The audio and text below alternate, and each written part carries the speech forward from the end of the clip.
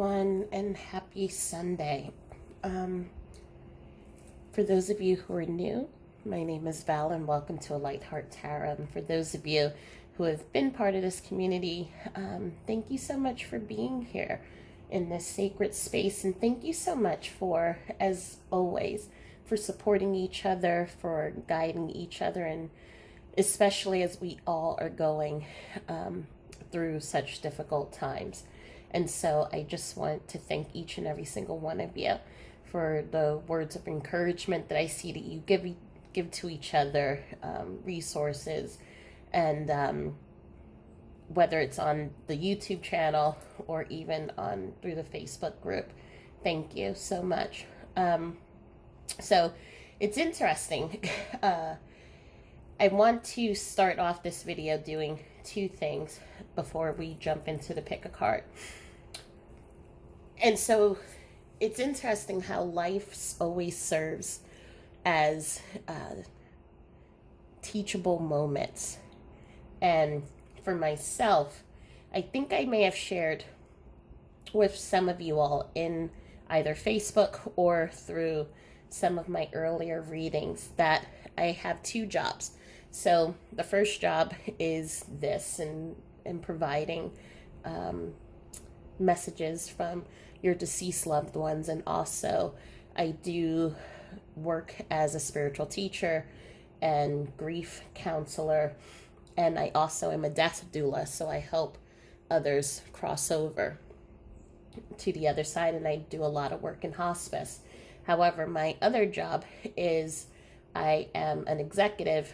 I own my own marketing company, but I also am an executive for a company that detects those people who are looking to put out disinformation into the world.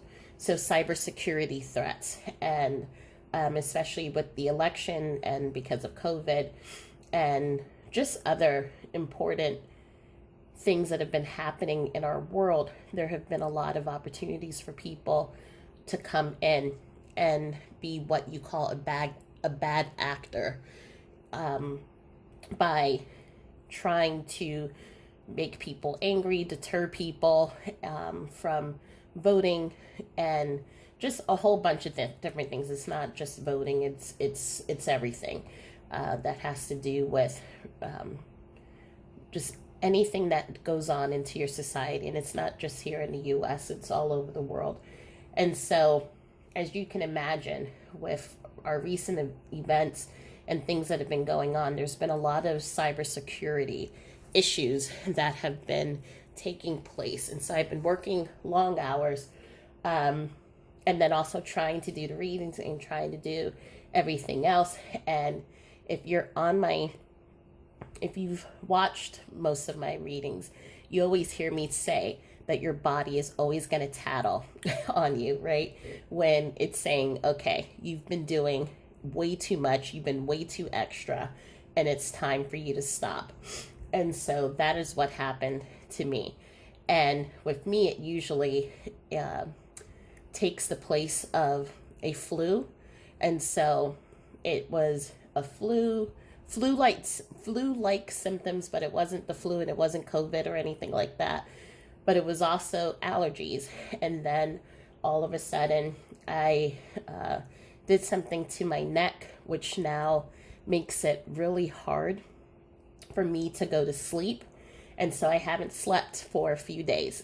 And so on Friday, I just realized, okay, I need to take a step back from work, from all of my other responsibilities, and I just need some time to kind of recoup.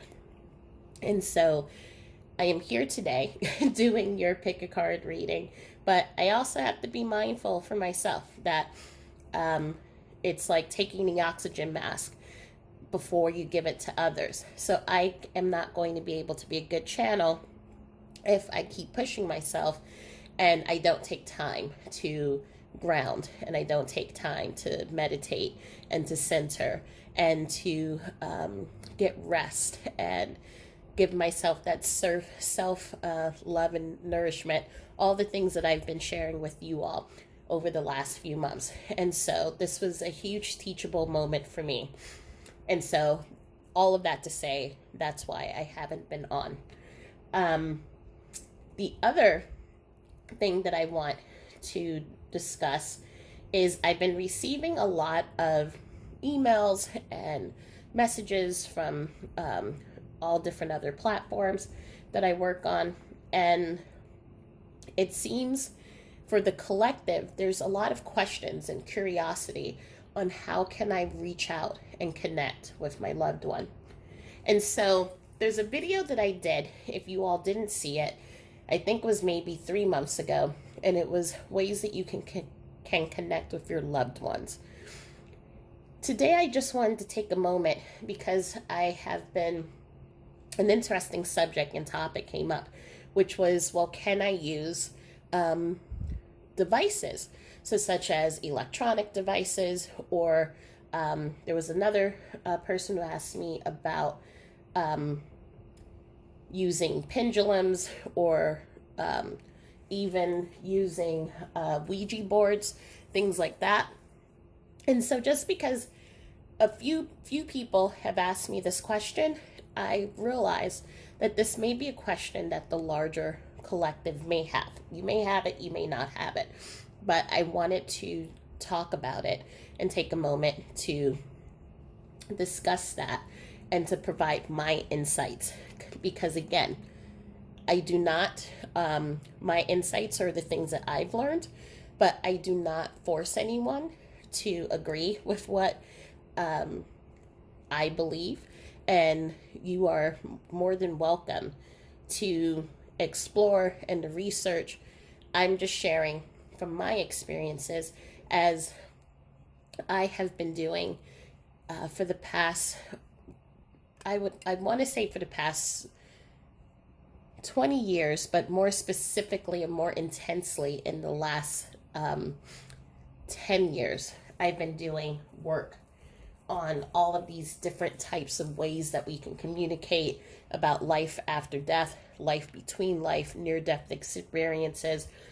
I have done work with teachers such as the Dalai Lama. I've done work with psychic mediums from around the world, with spiritual teachers, with shamans. I have done work even with those people who work in the field of demonology, as well as psychiatrists. And I have done work with doctors and hospitals. And so I have gathered a lot of insight on this. And so again, it's just my opinion that I am sharing with you all. But please take what resonates and leave the rest behind. So for electronic objects, such as a spirit box or an electronic voice detector, and you can get those things on Amazon. You can purchase equipment that will monitor energy that is in your house, that will monitor the energy and also translate words for you, or can even record an energy's voice or the things that they're saying. And you can, as I said, you can get this on Amazon and purchase it. There are websites where you can buy these tools. You can also go onto your app for if you have iTunes or Google, and you can download. There's millions, well, it's not millions, but hundreds of applications that you can download. With these tools, some of them are more reliable than others. Some of them, and they all say for entertainment purposes only. So just be aware of that. And even I say, when you see the disclaimer at the end of my readings, they all say for entertainment purposes only, to protect themselves. But these devices, in different ways, they measure the activity they can pick up, because our phones especially are really sensitive, and also the equipment now that they have out is really sensitive, and it can monitor and measure changes in atmosphere, changes in electricity, changes in electronic frequencies. And if it picks up something that is other than yours, which is the baseline, then it sees it as, energy that's not yours in the room. And some of these devices can also take that energy, and it can pull words. And so these are devices that are used in ghost huntings.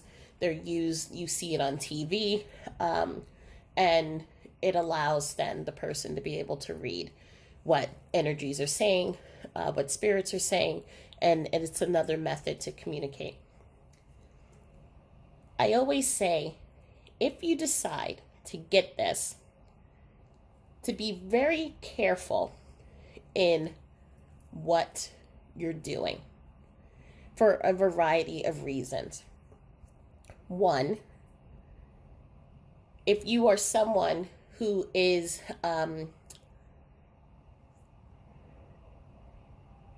if you do not ground yourself, energy attracts itself to energy. So you could be, if you're in that feeling of, I need to hear from my person, and you do not take the necessary steps in order to bless your surroundings, or to really ground yourself and focus and laser in on the person that you're trying to reach, you could pull in other energies that do not belong to your person. The other thing is that if you think about energy, right, and how energy never dies. So everywhere we walk, wherever we drive, there's energy all around us.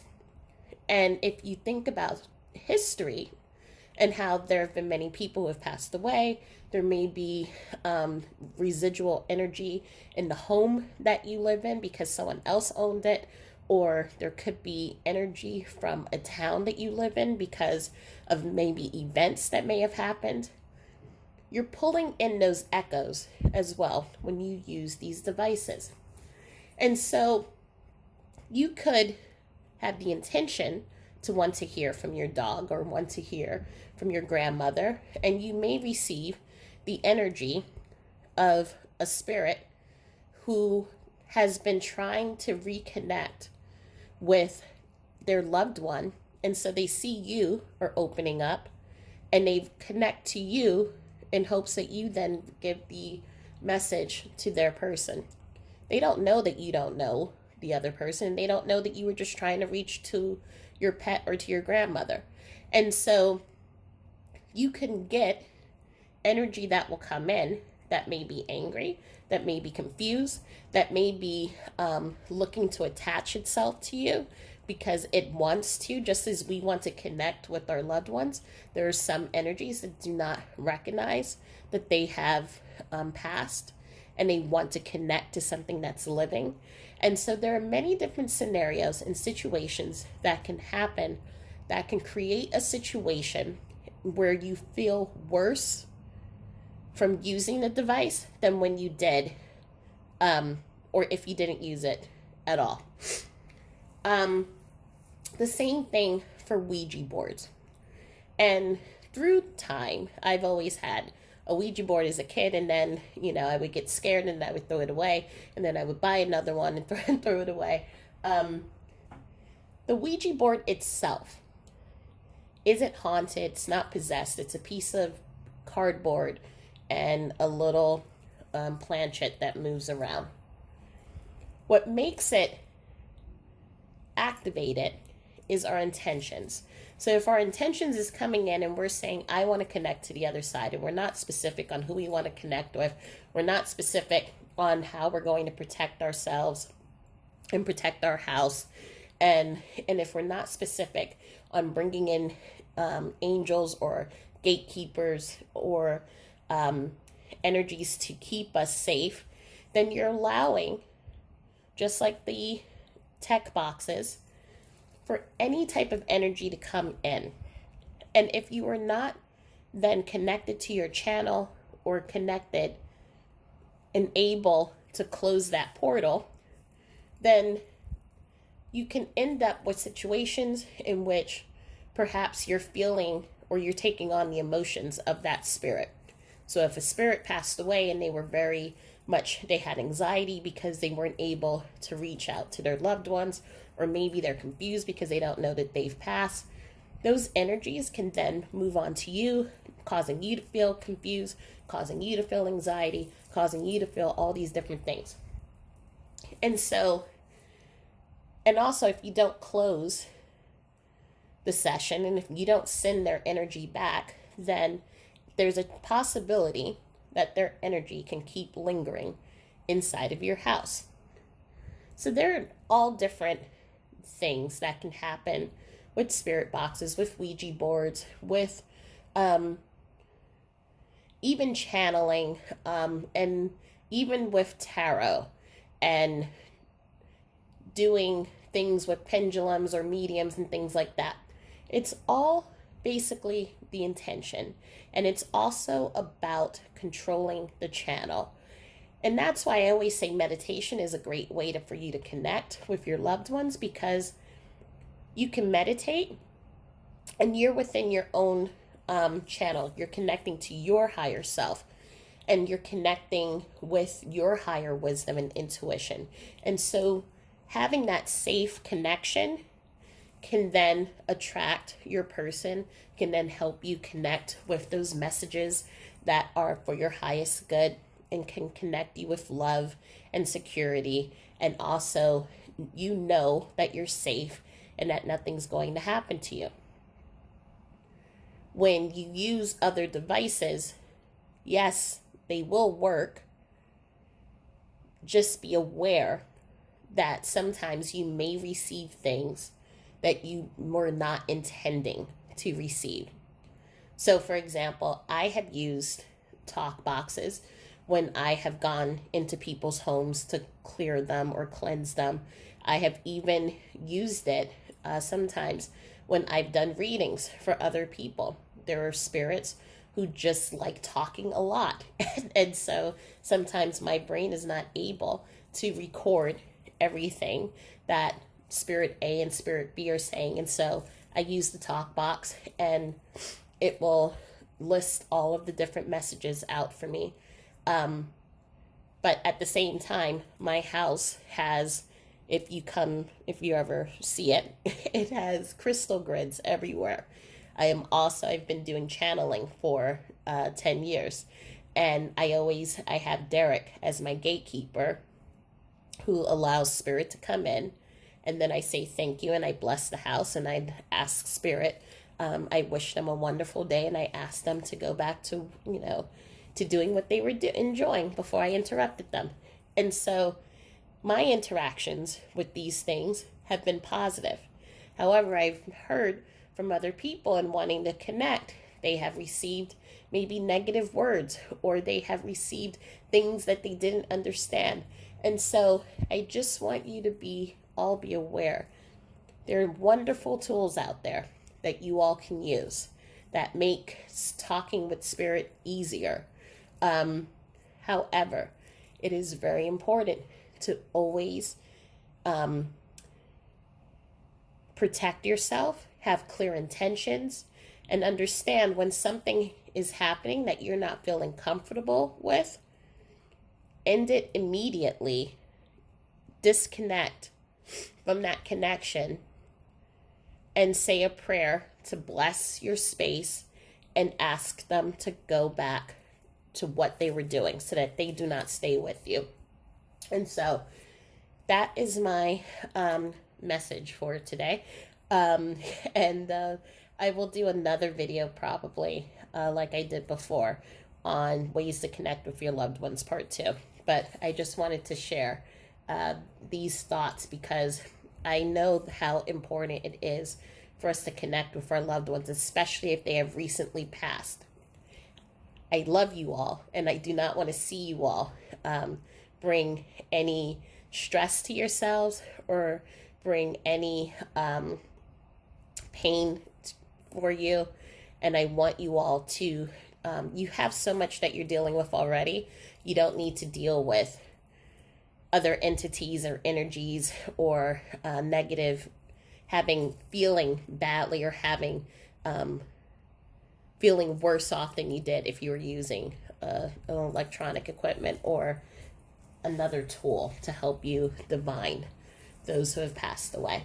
So anyway, here we go with the pick a card. And so we have 3 piles here. We have pile 1, which are the kindred spirits, spirit companions, guides, and comfort. We have pile group number 2, the water spirit, emotions, memory, and life force. And we have pile number 3, group 3, returning home, transition, life between lifetimes, and loving welcome. So take a moment and think of the person that you are looking to connect with. And as I always tell you, sometimes the person that you're trying to connect with is not the person that you will end up needing to hear from. So always know to take what resonates and leave the rest behind. And this is also a timeless reading. So close your eyes, pause the video, and select group 1, group 2, or group 3. And okay, so let's get started. If you chose kindred spirits, spirit companions, guide, and comfort, then welcome to reading number 1. And I'm just going to move these over here. So with this card, as you can just even see visually, we have this beautiful being and they're communicating with the spirit. And there's something very playful, something very soothing, something very calming. And so for many of you, you go and you find and connect with spirit, your loved one, in the alone times. We all have different ways that we feel our loved ones and we connect with them. But for you in particular, it is through meditation and it is through grounding and being by yourself. So for many of you, your loved one who has passed over is your spirit guide. This is someone who works with your intuition and kind of helps you and lead you and guide you into places of where you want to move forward in your life, or they help you to steer clear of things that do not serve you. And the two of you have learned or are learning how to have this beautiful connected relationship, even though you are here and your person is in a different dimension, different place, or energetic field. And so for many of you, you have found in those moments of meditation, in those moments of being by yourself, in those moments where you can sit with your quiet thoughts, you can trust that whatever comes to you, those quiet whisperings, the knowings, or even the visions that you may see, which could be little pops of images that come up here and there, you know that this is from your loved one. And if you are not aware of that right now, know that when you receive that those are messages that are coming from your loved one. Just letting you know that they're there, letting you know that they are your spirit guiding, your guardian angel, and they're there to give you words of comfort. It's almost, and they also bring light into your life. So it's this knowing that they haven't left, even though you still feel the emotions. And we see that with the water, and we see that just all through the imagery of this card. You feel their loss, but you know that they are there. There's also what I'm feeling here is a reminder to not be in your space by yourself too much.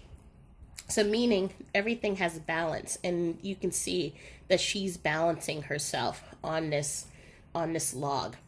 Everything has balance. And so yes, it is beautiful when we move by ourselves into that space of connecting inward and of being alone in our thoughts.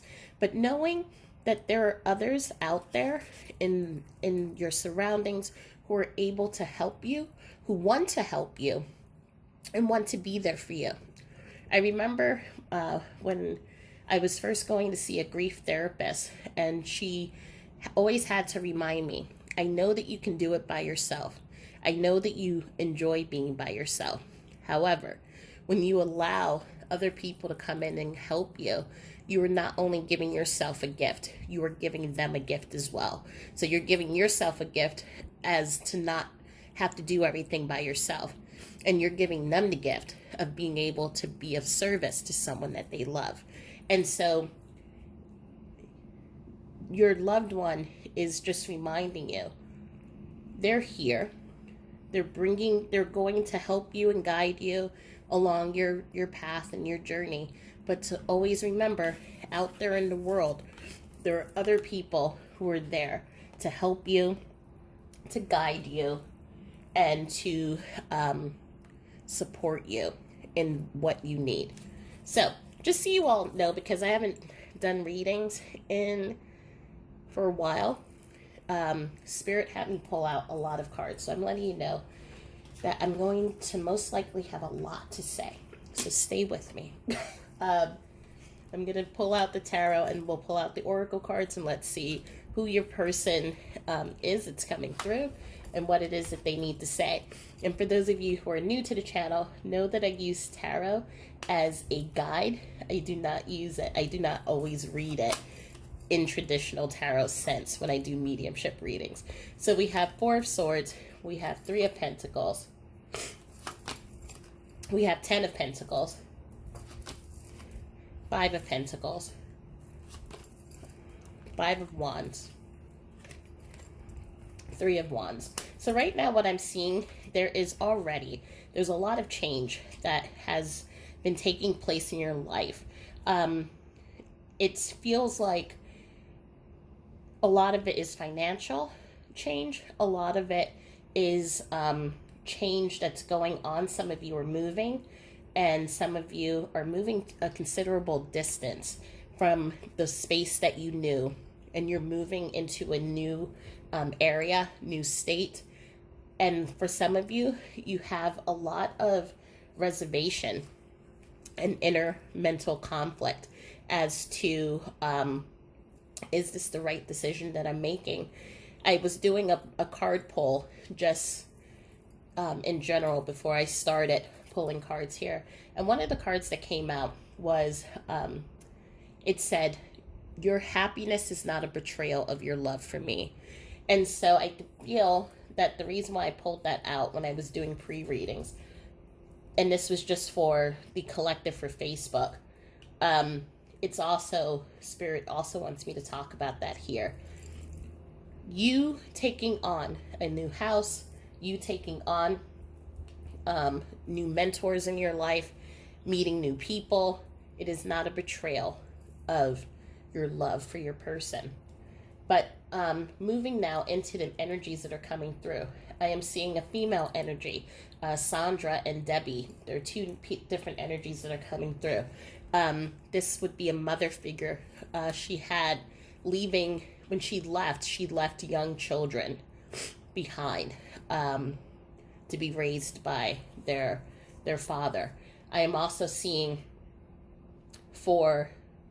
and it could be either Sandra or Debbie, but I am also seeing she took care and raised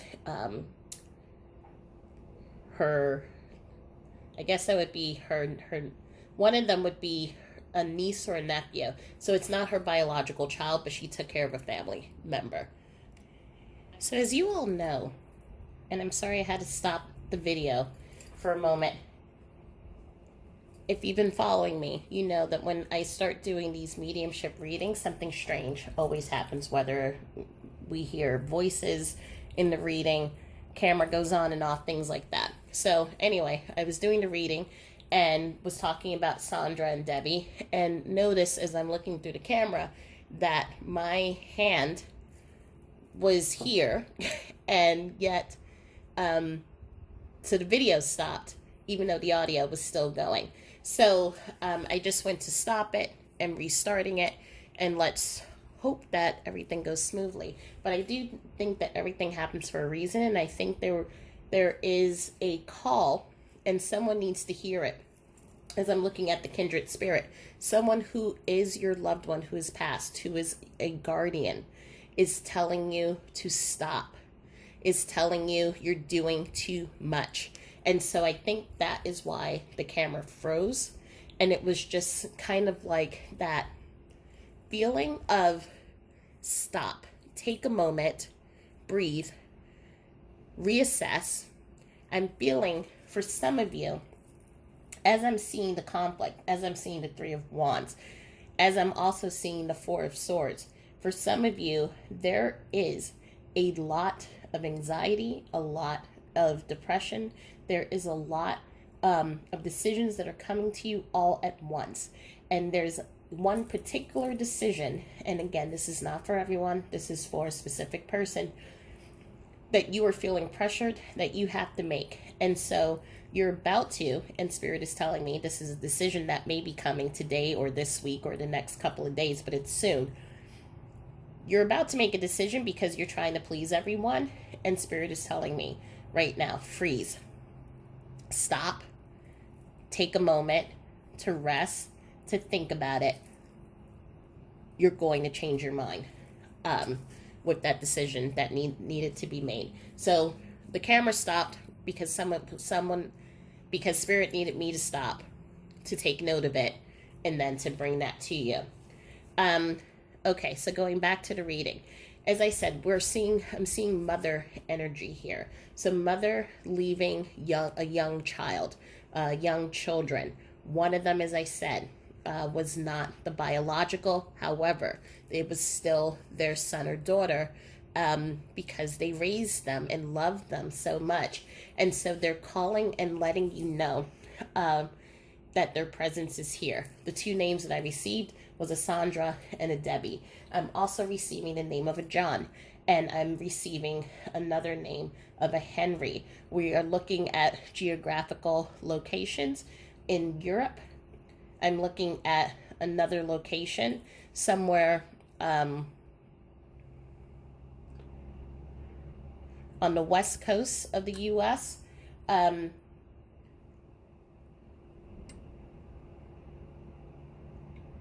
And we have a Utah that is coming through. Again, take this however it resonates. I'm also seeing energy of a group of friends who are now together in spirit. So it's not the whole group of friends, but maybe these would have been friends who were traveling together somewhere, and I'm seeing a plane crash.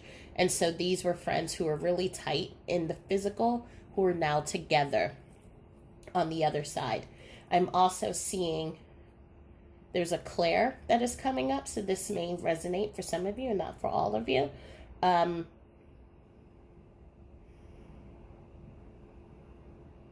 a Miriam is coming up. But let's just keep pulling cards, and I'll keep letting you know what I'm feeling.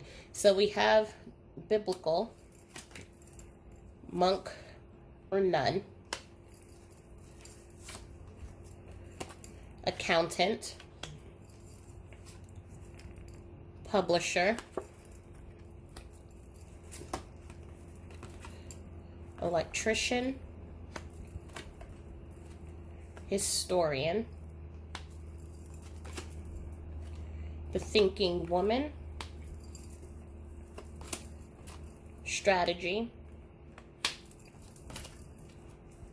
angels of strength,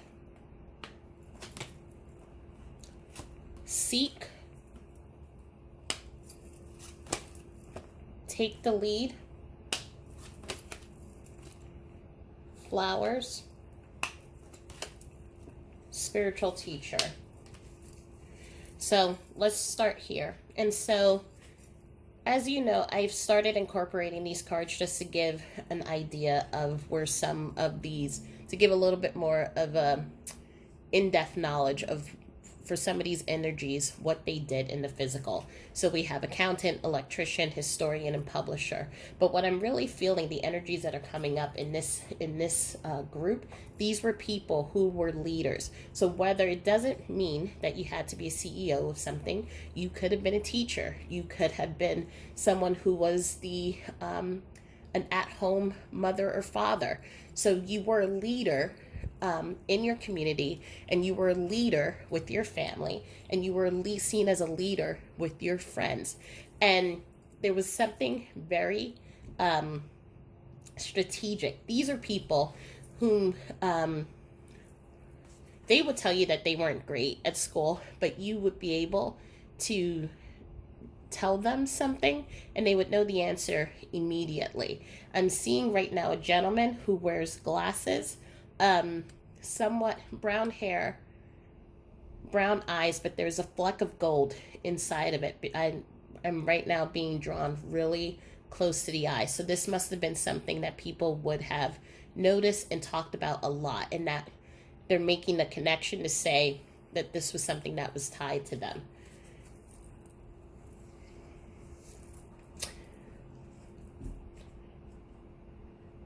This is, I'm hearing a Petey.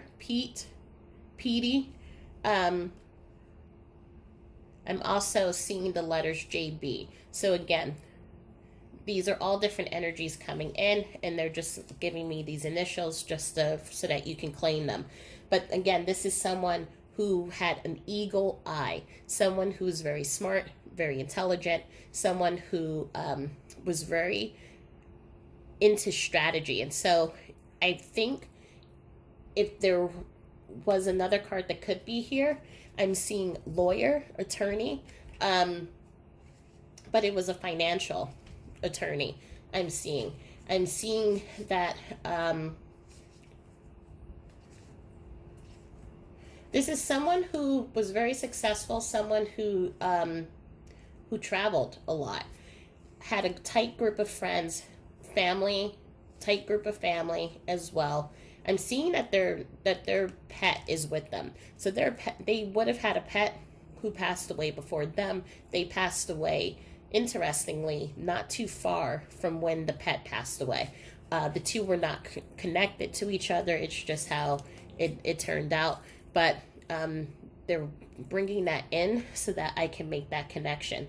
We also have a feeling of, and I think this goes to,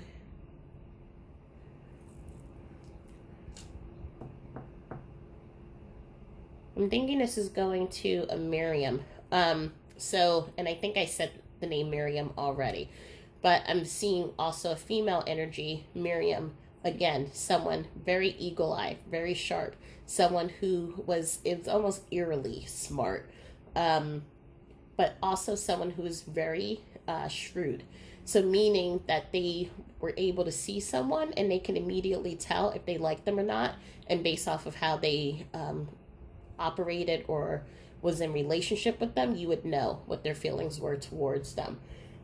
This person was someone who kept to themselves a lot, someone who had friends and family, but was really happier to be in their own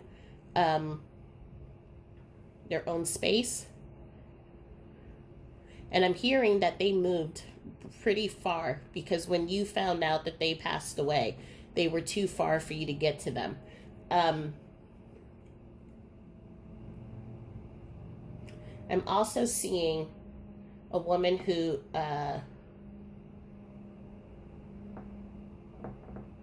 Abby or Gabby, red hair.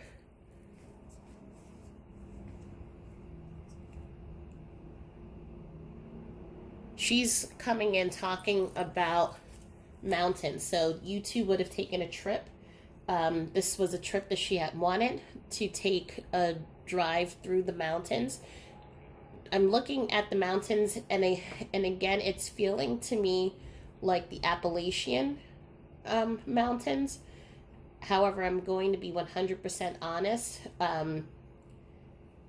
it could be either the Appalachian Mountains or it can be the mountain ranges in Canada, because these mountain ranges look similar to me in my third eye.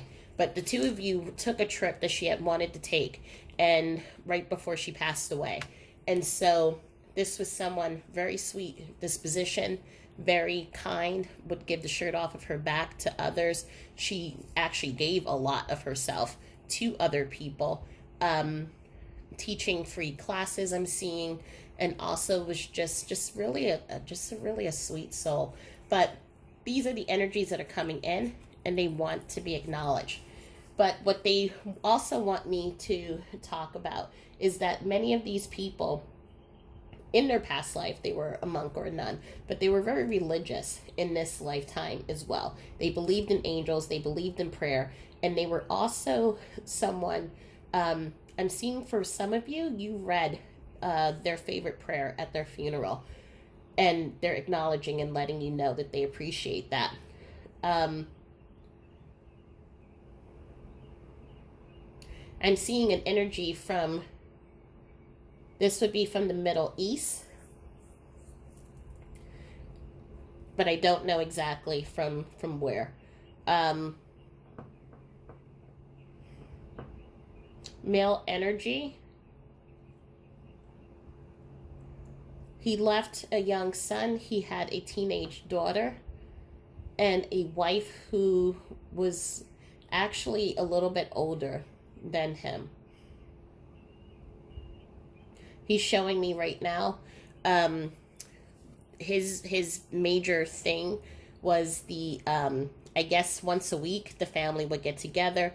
I'm seeing an outdoor space in which they would come together, gather, eat, and laugh and drink. And while the kids are running around and playing around, I'm seeing soft lights, lanterns that are kind of softly glowing. It's kind of like a courtyard. And again, he's just bringing all these memories to me on how much those moments meant, how much family meant. And so he's calling for me to bring that to attention for someone to hear.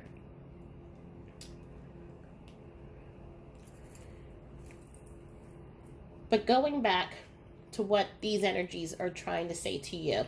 So for many, again, and I'm going to move the spiritual teacher over here, because really we had some of your people were also spiritual teachers, but they are trying to bring to you that sense of peace. And so we see the kindred spirit. And as I was talking about that seeking and being in meditation, right now, some of you, again, as I said, you connect with your loved ones through meditation. Some of you are having issues with the meditating. And I think it's only fair, especially right now, because we are moving into Mercury retrograde. We have all of these different things that are going on just in the world energetically. And so our attention and our focus is not the where it used to be. And so your loved one some of you have been feeling the pull to go outside, to sit in nature. I think some of you have the thought that pops in your head, but you don't go outside. And this is your loved one who's trying to bring you back into meditating, because the meditating is going to help you not only to connect with them, but it's going to help you for again, the conflict that is going on that I'm seeing. So there's mental conflict. There's also emotional conflict with family members. And I'm seeing there is money for some of you as a result of COVID, or even just before COVID. I'm feeling some of you may have lost your position and you're looking for another job. Some of you have a job right now, but it's not paying what your original job paid. So money is tight. For others of you, you have been trying to find a job, and right now it's really difficult and hard. And so your loved one is coming in, stepping in and helping you with that. I'm feeling for a lot of you, whoever picked group 1, some of you are single parents, and so you are raising your children by yourself, and your loved one is coming in, giving you intuition, helping you with some of these decisions that need to be made. But I am seeing there's a group of you who are, because of the financial issues, you're looking to move somewhere else. And this is a huge decision because it means for some of you, you're going to be away from the majority of your family and friends. And it's a scary decision, but I'm being told, take the lead, move forward. You have what it takes. When you make this move, everything's going to come out okay. The angel of strength is also coming in just as an added addition to let you know that everything's going to be okay. We have your higher self, present power. We have Lady de los Muros, ancestors. We have the swans, the anchor, and the woman, the loving woman. And so, again, as I mentioned before, some of you are moving out of alignment with yourself. And that is because of the fears and the worries that are going on externally in life. So again, if it's the job, if it's having fights with family, that is kind of pulling you off it's making you feel a little bit unbalanced. We also see the cats again, and we see the cats here in the angel of strength. So this is a call about using your intuition, using that inner strength within you, because here the higher self comes up again. And so your loved one, your spirit guide, is going to come in. They're going to be your spirit guide, and they're going to help you with these major decisions that you are faced with. But they're also reminding you a lot of that stuff comes already from you. You are more powerful than you let yourself believe that you are.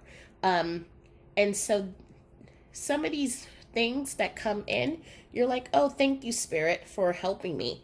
But then they're also wanting to remind you, no, a lot of that came from you. And here we have the Lady de los Muertos. And this card talks about accepting what is. And so it's a connection back to this card where I said that you know that you have this special relationship and this bond with your loved one. And even though they're not here, you still know that that love never fails, and that relationship between the two of you is always going to be strong and bonded. And you know that you have your own bodyguard people, right? So like when you need help, you know that they have your back. When you need help in making a decision, you know that they're either going to lead you to that direction or they're going to block it. You have that anchor. You have that support group. You know that you're protected and you're fine. There is this reverence that you have for your person because you know that the bond between you is so tight. At the same time, though, you tend to do things a lot by yourself. Here we see a lot of images of people who are by themselves, with the exception of the Swan card, which is coming in just to let you know that there are energies here that may be connected to you romantically. But you've been doing a lot of stuff by yourself without help from other people. And your loved one is calling in now and asking for you to allow others to come in to help you. There may be an ancestral belief that you've had to do everything by yourself. I know for myself, my family members, they were independent, especially the women were very strong and independent. They did everything by themselves. My grandmother, she was a Broadway producer. She used to own a funeral home. She was a teacher. She used to bring people into the house who were homeless, put them through school, and help them with all these, help them live a better life. My other grandmother, she raised us when my parents passed, and she took on multiple jobs to bring, to make sure that we had everything that we needed. So these were people who did things by themselves, and they were independent. So when I grew up, I said I had to do everything by myself. And it caused a lot of issues, especially when I was with my partners or at work, and things like that. And so I had to learn how to start accepting help. And it wasn't a sign of weakness. It meant I was open to teamwork and open to realizing that I didn't have to be alone and that I didn't have to struggle. And so that's why the anchor is here, because some of you have felt that you've been struggling with the bills, struggling with taking care of the kids, struggling with trying to keep it all together because you're going through your grief, but then there's all these other external things that are going on, and it's been a struggle. And some of you have been struggling also, to go on a side tangent note here, on if to go in and go into a new love. And so it goes back to that quote that I was saying, happiness is not a betrayal of your love for me. And so your loved one is letting me know that some of you have been struggling with that should you move into another relationship, and they're letting you know if you do, it doesn't break up your relationship with them. In fact, it would make them happy to know that you're not doing things by yourself. But they're just bringing that up to say it's okay for you to move into that relationship. We have the blinded to pain. We have what I call the creator's mind. And we also have what I call the freedom card. I love these tarots because it's sometimes words on tarot I feel is great, but then sometimes there's so much meaning that comes from these cards. But what I'm seeing here is that your loved one is asking me to talk about, and it goes back again to that your happiness is not a betrayal to me. You are being called right now. You are feeling stuck. You feel that you have nowhere to go. You feel that you are trapped. You feel that you have to do everything by yourself with no support, and that you're always going to be struggling. And while yes, this is a really graphic image, and this person isn't even aware of what is going on, they are not bound to be in this space forever. They have the ability to remove the blindfold, to be able to move and see what is paining them, to remove those flies, and to then be free of that. And what has come up are two cards that talk about moving into that freedom.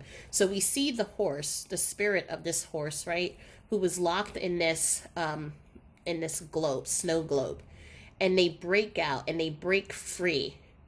And we see, obviously, the toys are in uber amazement, like, how did you do that? But this horse breaks free to be who it wants to be. And there is a call for you to break out, and for you to now take the pain, take the challenges, and take all of those emotions and to create. It is said that anger and grief and sadness, and again, everyone here on YouTube has been uber good at trying to find the sources when I come up with these things, and I can't remember where I've seen it. But there's this thing, a saying, in which our anger, our pain, the sorrow is what births creation. So there is a goddess, her name is she's called Kali. She's the goddess of anger. And so in her anger, in trying to save the world, in trying to protect nature, she ended up creating beautiful volcanoes and beautiful mountains, and she ended up creating all these great things, right? She was also very destructive because she was a little overzealous sometimes in her in her creations. But what I'm trying to say is, I have seen many people in their grief, in their anger, create. There's one woman who she created a series of portraits of what it is like to be a widow. And this was of some of the most raw and painful images I've ever seen, but it clearly illustrated, yes, that is what I'm feeling when I am mourning my grandmother, my husband, my father. That's what I'm feeling. And I've seen people create companies and organizations to help others through that pain. I've seen others when they have been angry because they have lost a job or they're feeling stuck in their situation. They have created these new opportunities that have helped so many people. And so I feel for many of you, there is that need and there's that desire to take those emotions, to break free, and to create. Create something that helps others, create something that's going to help your family, create something that will help the world. Whatever it is, there's a call right now for you to break free. And right now you're feeling trapped and you're feeling pain and you're feeling like you have nowhere to go or no one to turn to, and you're doing it all by yourself. But you're not alone. And when you break free of even also the belief systems that you need to stay in your pain, I'm brought back to, again, happiness is not a betrayal to the love that you have for me. So some of us, when we say, okay, I need to move in order to have a better life for my family, but I don't want to move because I'm then releasing the house that we've shared for so long. There are material things that are keeping you, that was an example, but there are material things that are keeping you bound into your pain and bound into your situation. And your loved one is saying, they're going to be with you. Their spirit will be with you wherever you go. As you can see with the kindred spirit, this person's in the forest. They're still with them. And they're telling you, wherever you go, wherever you travel, whoever you're with, whoever you meet, I got you. I'm going to be there with you always. And so break free from the beliefs that you need to stay in the house, or you need to stay in this place, or break free that you need to stay in a certain career. Do the things that bring you happiness. Do the things that set your heart free and make you sing. I'm going to support you. I have your back. I'm never going to leave your side, and I'm going to bring people and send people your way who are going to help you achieve this, because you don't have to do it alone.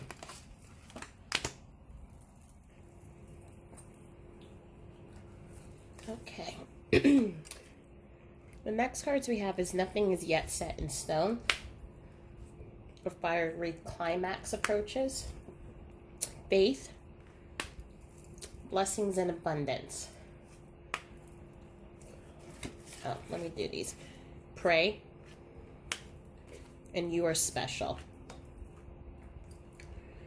So what I'm feeling with these cards is this reminder in which it's almost like I'm hearing from many of your people that they don't want to be a dead horse. So I don't know if that resonates with anyone, that you've always heard your person say that, but they're reminding you, these are people in your life who have reminded you how special you are, how talented, how gifted. And I think because that they're not here, for some of you, you have lost, maybe having difficulty. I'm not going to use the word loss. Having difficulty in recognizing that beautiful spirit of who you are.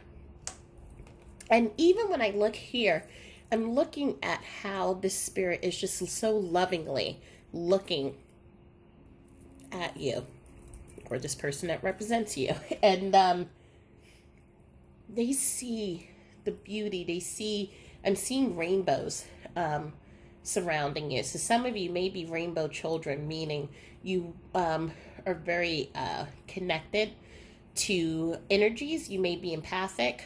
I'm seeing that some of you have, and that would be why you are aware that your your loved one is still with you, because you are so empathic and intuitively connected. But some of you are having a challenge in reminding yourself that. Because sometimes I think your ego, remember the bouncer in the club, is like, am I doing this right? I'm not doing this correctly, or I don't feel them. How am I supposed to do it? Is there a right way or a wrong way?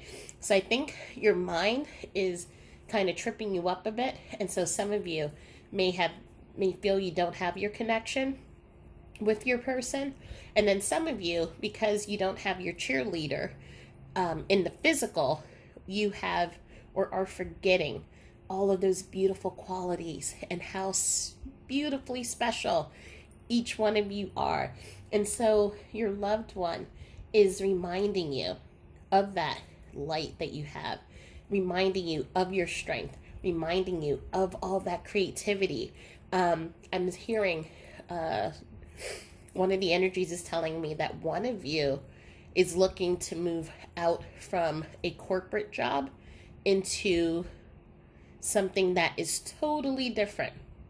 So whether it is acupuncture, although for some reason I keep hearing flowers. So maybe you're looking to do floral arrangements or be a florist. There's something that is totally different from what you've normally done, and there are people around you who are telling you don't do it because it's not going to give you the financial abundance.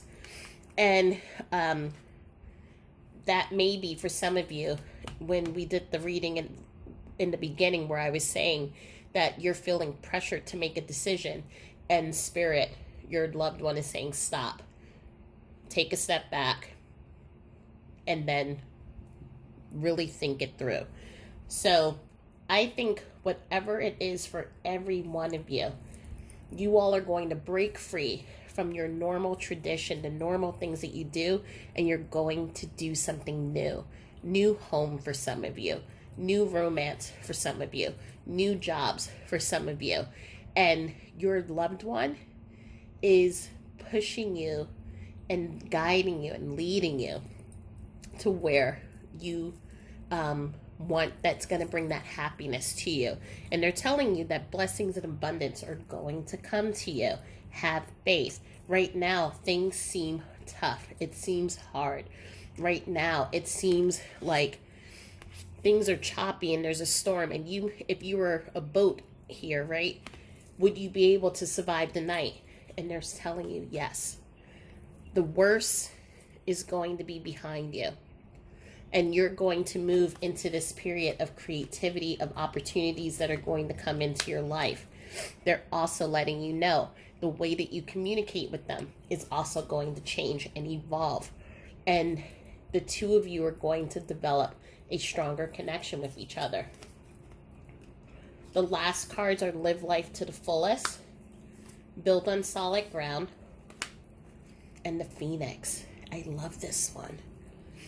So the Phoenix, as you know, rises from the ashes.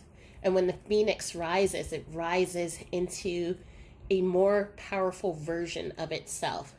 And so I feel also with the fiery climax, you have been in this moment of you're dealing with grief. You're dealing with all these external things that are going on. Job loss, relationships, raising children. There's so many things going on. However, in your faith, in that beautiful faith that you have, in that connection that you have with your loved one, you know that you are protecting, you know that you're supported. And right now, your loved one is just cheering you on and building you up and letting you know, yeah, it's been tough, but you got this. If anyone can get through this, you got this. And when you do, and as you rise from those ashes, all of those things, new opportunities, new people, they're going to start coming in. And when they come in, there may be that moment in which you tell yourself, do I deserve this? Do I deserve to be happy? And the answer is yes. And the answer is your loved one is going to keep moving you, directing you, guiding you into those places that's going to bring you so much joy and happiness. And by living life to the fullest, that physical life to the fullest, it's not going to be a betrayal of who they are, of the love that you have for them. So let's pull out a couple of messages and see what messages do your loved ones want to share. Oops. I am learning over here. So just as you are learning on how to live your life to the fullest, they are learning things as well. When we move over to the other side, it is a period of rest and reflection. It's a period of also to take a look at the things that we've done in the physical life, how our decisions impacted us, how it impacted others, and how we can make better choices, and how to be really solid guides to those who are still here. And so they're letting you know that they're learning so much, but they are also applying that into helping you rise, into helping you live your life to the fullest, and to take charge of your life. Life is a series of choices. Choose love. So remember when I was saying there are going to be people and these new opportunities that are going to come, and your loved one is saying, say yes. Choose love. They have your back. If you weren't meant to be there, they will find some way to cancel your appointment, have you run out of gas, or whatever it is that you wouldn't do it. So know that if something is coming into your life, it's supposed to. And they're letting you know that they're surrounded by loving animals. I felt that, I forget where I said that in this reading. I think someone had crossed over and their pet was with them.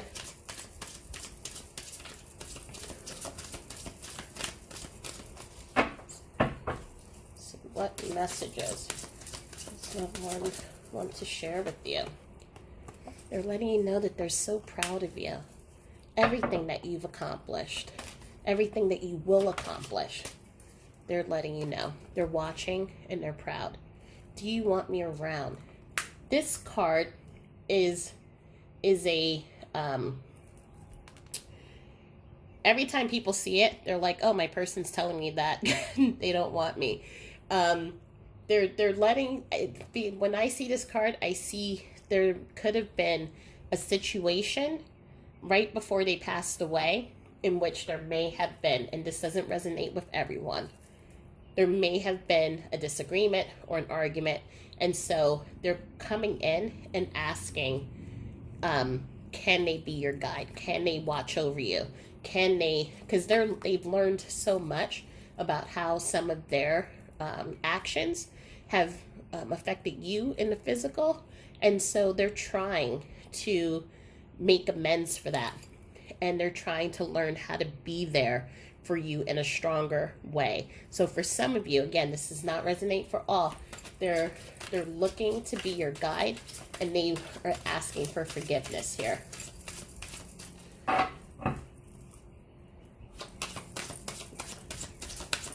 Messages.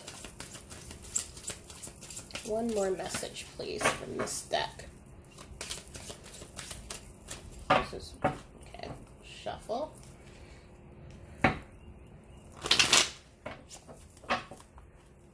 Okay. Oh, we have two. I should have said what I didn't say. So again, were there things that were left unsaid? Were there things that you have questions about? Did they love me? Did they mean to say what they said before they passed away? And maybe it was something that was a confusing thing or hurtful thing. And again, I think that is why this is coming up here.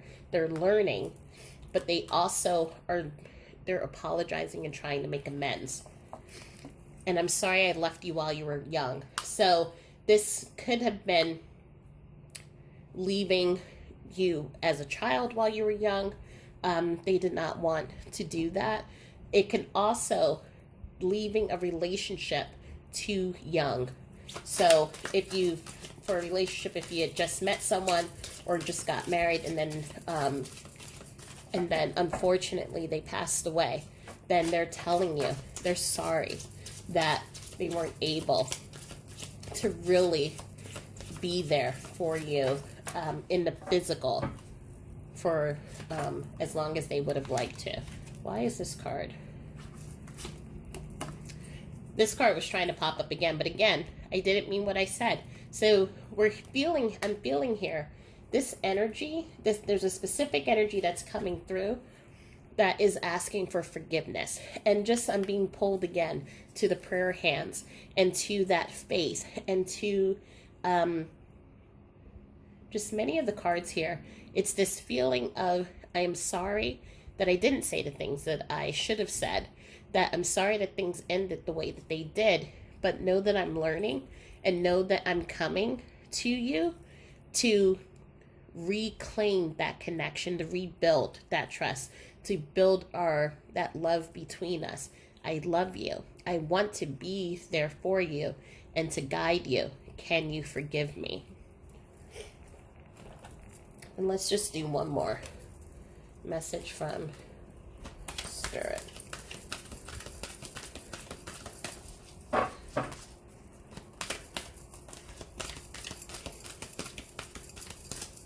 have to pull this manually because these cards are sticky. Believe. The force that works through your soul, determining what's possible or impossible. The difference between success over failure and above all who you are is the power of your belief. So it goes with that faith and that you're special and they're proud of you. You have the ability to create so many great things. You are creating beautiful things in your life in spite of this loss. And they wish that they could be there in the physical, rooting you on.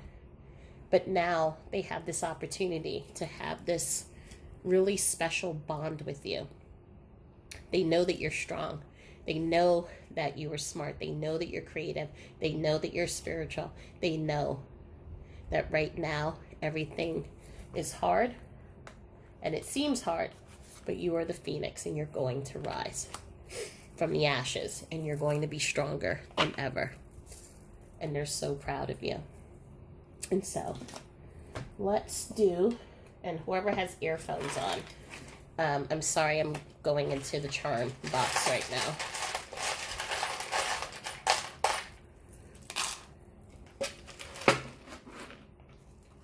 Okay, so we have the letter T, the letter M. I think I said an M earlier. The letter P, 31, 3, X, and a V. So your person's first letter initials, last name, nickname could start with any of those letters. And these numbers could be an age, it could be a number that is significant, but I am seeing the threes. And the 311, the 3 is a number about collaboration. It's also a number that is being willing to ask for help. And the 1 is the number that talks about manifestation and creation. So you are creating some beautiful things that you're not aware of right now, but they will come to light to you soon. We have the bee spirit. The bee spirit is really a spirit that's very resourceful, hardworking, loyal, but also I think some of you, you receive your signs through bees.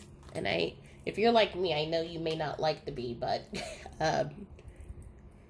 that's how you receive signs. You may also receive signs through the butterfly, but the butterfly is also a call for transformation. And just like the phoenix, you have been reduced to ash through all of the pain and through the challenges that have taken place, but you are rising strong like a queen, a king, an emperor, an empress. You are rising. So let's just take a look at the numbers as we wrap this up. So the 4 talks about foundations, and so knowing that you're building foundations in your life, and your spirit guide, your loved one, is helping you build those. We talked about the 3s, teamwork, collaboration, and also the 1 about creation. And the 8 is releasing those things that no longer serve you. So releasing the fears, releasing those thoughts that you're not good enough, that you're not special, or you're not able to connect with your loved one. They're letting you know, release those fears. We have the 3s again, so maybe you're seeing synchronistic numbers, 333, or 33. We're seeing 1s, so maybe you see the numbers 11, 111.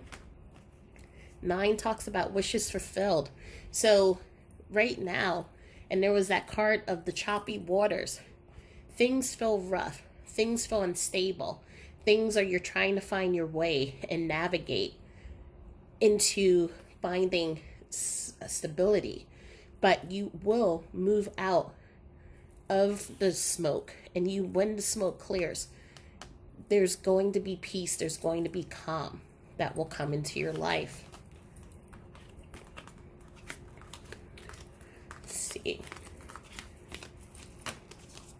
And I see this again, you're building solid ground. So that's that foundation number. Okay, we have the 31. And so this is the second time we're seeing 31. So 31, 31. So again, maybe this number has a meaning for some of you.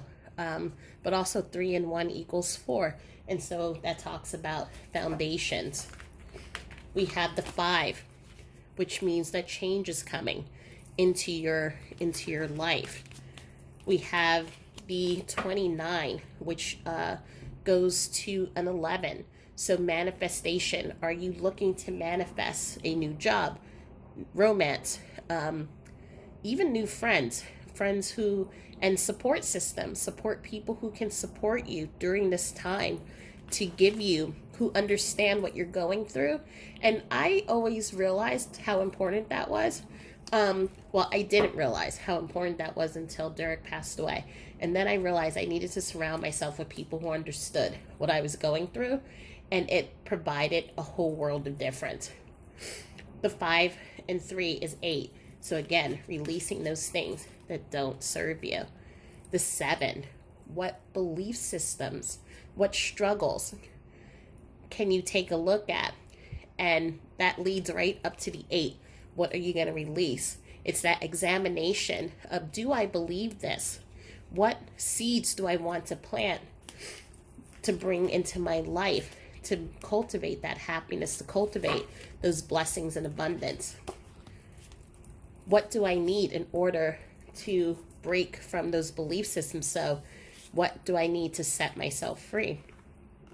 And again, you may be seeing the number 77 for synchronicity. The 2 is to bring balance into your life. What am I doing too much of? Who can I ask for help? Knowing that I'm not alone.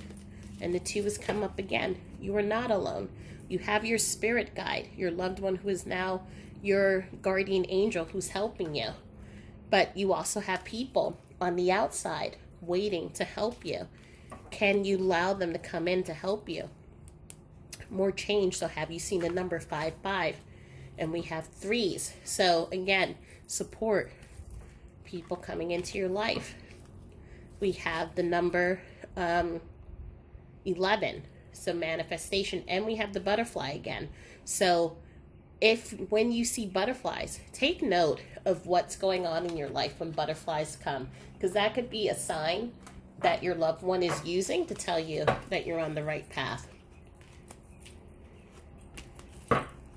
And then the 3 and the 9, which is a beautiful number to end off with. And then you have the 5 again with the 23.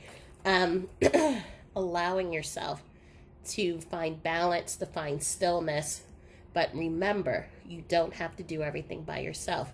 You have your loved one, but there's a whole world out there that wants to help you, that wants to support you, and want to see you shine and to see all those beautiful gifts that you have come out. So I hope that this reading helped. Sorry, as I said, I knew that this was going to be a long reading. But just know that I'm sending you my love and light. And if you have any questions, please feel free to put it in the comments below. If you're interested, there is a Facebook group, Village of Lights, on that helps support you. I also try to do readings. However, lately, because of everything going on, I haven't been that great. But I will make it up to the group. But it's an additional support group. And also there is a Light in the Chaos that has tools and free meditations and other great resources to help you. And they're all free to help you find clarity, to find peace, and to find realignment. So sending my love, sending my light, and you can either follow me into group number 2, or I will leave you here. And have a beautiful day. Talk to you soon. Bye. Okay. So if you chose the water spirit, emotions, memory, and life force, then welcome to reading 2. So when I look at this, there's so many different emotions and energies that I'm pulling up. I'm pulling up, for some of you, you have been through a lot. And your person, your loved one, was your backbone. It still is your backbone. But in the physical, they were the ones that helped support you, helped you stand and help you take it step by step and to get through all of the challenges. And so to not have them has been really tough for you. I'm also feeling, for some of you, this is a parent, because I'm feeling this child energy coming from you, or a grandparent. And you have been having dreams of those memories of when you were young, and that love and those beautiful memories. I'm closing my eyes right now as I'm trying to access some of these memories. But what I'm feeling is I see an image of a young girl with her grandfather and him reading to her. But it's more than just a reading. She would come home from school, and before she would even start her homework, he was there. And so he lived with you all and would just be there to read to you. And that was the time that you two shared that no one else had. And then you would go and do your stuff. But there was this beautiful love, this deep love. And these are the memories that you access when you then are reminded of your person. I'm also feeling that there's so much emotion with this. And I feel lately you have been holding back tears. It feels like when you cry, what I'm picking up psychically is when you cry, it's like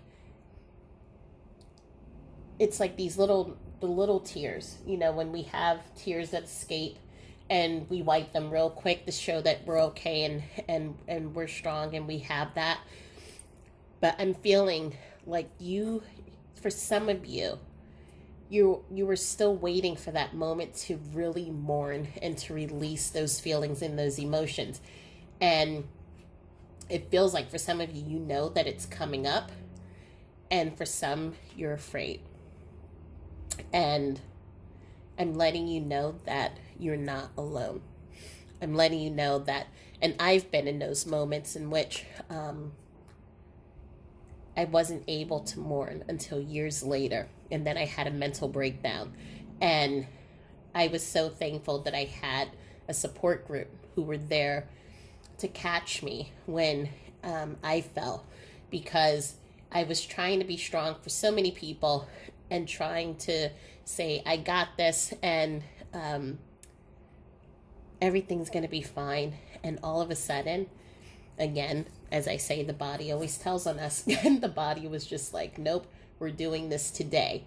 And so I remember I was on a rooftop nightclub, sitting in a cabana with my girlfriends, having cocktails, and all of a sudden there was like a swimming pool in front, and this one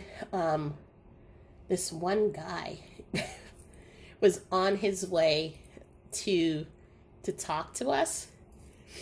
And all of a sudden, as he's looking at me and he's walking towards me, the tears just started.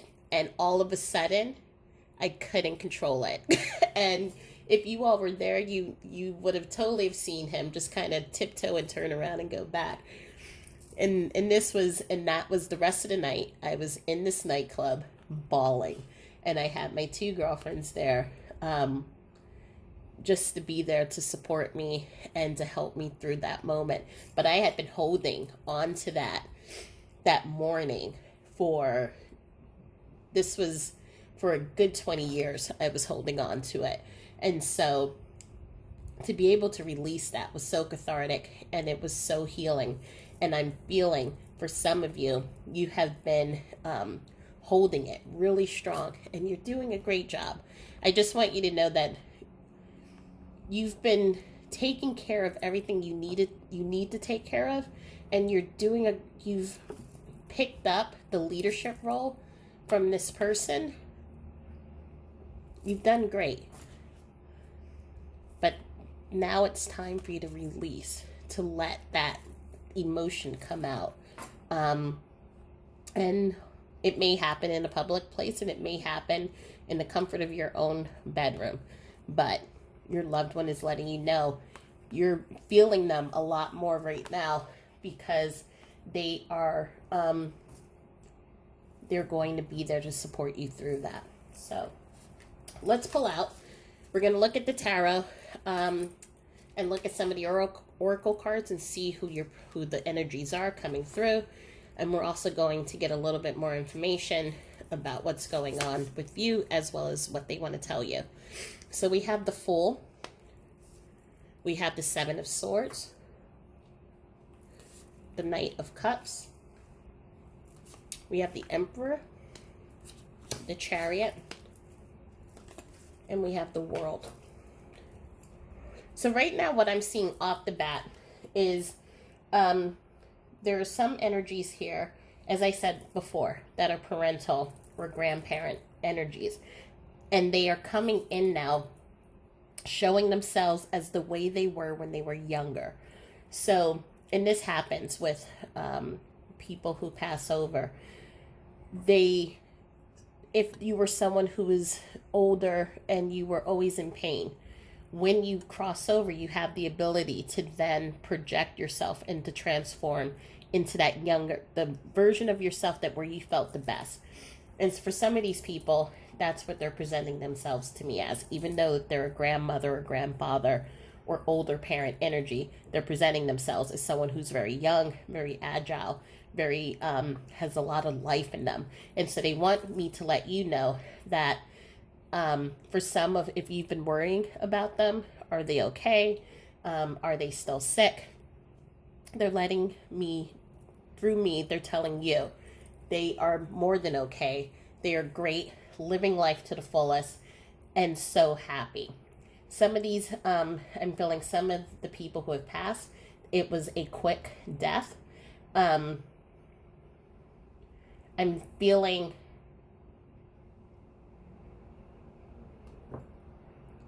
I'm feeling for some, the passing had to do with water. So take that for whoever it resonates with. It had to do with water. So it could have been a drowning. It could have even have been a storm. So something like a storm would have caused, like a hurricane or a tornado, something that had water in it would have caused damage, and that could be another way that your loved one, they're just bringing that up just to confirm how they would have passed. For some of them, I'm feeling there is a very stoic energy, just like in group one, very strategic, very smart, eagle eyes, and they were people who are really good at judging other people. So, and not judging meaning I'm passing judgment on you, but being empathic. And so someone can walk in a room and they would be able to say, okay, I kind of can size this person up. This is someone who has good intentions or someone who doesn't. But for some of these people, there were secrets and there were things that you didn't know about them. So I'm picking up for one, there's an energy of a husband coming through in which there was another life that for some of you, you're just learning about. And it wasn't necessary. What I'm picking up, just to confirm, because right now I'm hearing this energy saying, I don't want people thinking that I was cheating. And so I just need for their own honor to say it wasn't cheating, but it was secrets of childhood traumas and of just the reasons why the way they were was because of things that happened in their past, in their childhood. And so they're wanting me to call and bring that up.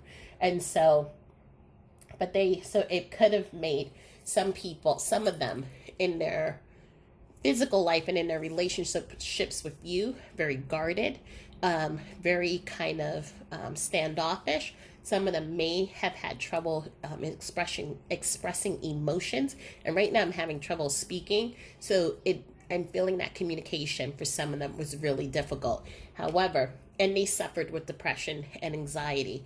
However, they tried to hide that, but at the end, when they passed, you started finding a lot of things and information about them that then explained why they did some of the things that they did. And they want you to know that they love you. You saved them and you set them free. So maybe for some, there was just a lot in the end, a lot of emotional distress, and having you with them was the calming force. And I'm just feeling that here also with the Knight of Cups. There's that beauty and there's that strength. And with the white horse, I'm seeing the light that comes into their life to save them, and all that love that they have for you. They have so much love that they want to share with you. I'm also seeing a very spiritual young soul who has passed away. She would be a crystal child. So again, we have rainbow children and crystal children. All it means is these are people who come into the world knowing or holding on to their spiritual beliefs from the early age through life. So sometimes, well, not sometimes, when we come into life, in order for us to know who we are, we forget what we've done in past lives. And so we come here with a fresh slate and we learn about who we are all over again. Some of these people, these children, they come in with that knowing. And you all have had these and experienced these where you'll see a child and you say, oh, that's an old soul. And because they just seem to know, and they can look deep into your soul and they understand the whole world. That this is what these people, these young people are. Very empathic, very psychic, very connected. But sometimes because they come into the world with so many of these psychic gifts, it is hard for them to be able to navigate in the regular world. So a lot of times they may have felt alone, felt anxiety, depression. Some of them may have had trouble with other mental challenges or have had suicide attempts because they just don't feel like they're a part of this world. And so I'm just going through all of that just to explain. One of the energies wants me to explain this because there's a young female energy who did commit suicide and take her life, and she's trying to explain it had nothing to do with her not loving her family or her not loving herself. She wanted to go back home. She didn't feel like she fit here. It was like it felt like being in a cocoon that was suffocating her, is what she's telling me. And again, she understands that this may be hard to understand the reasons why she did it, but she's bringing to me there was a higher reason, and she needed to come here to experience this life, but it was a lot for her, is what I'm hearing.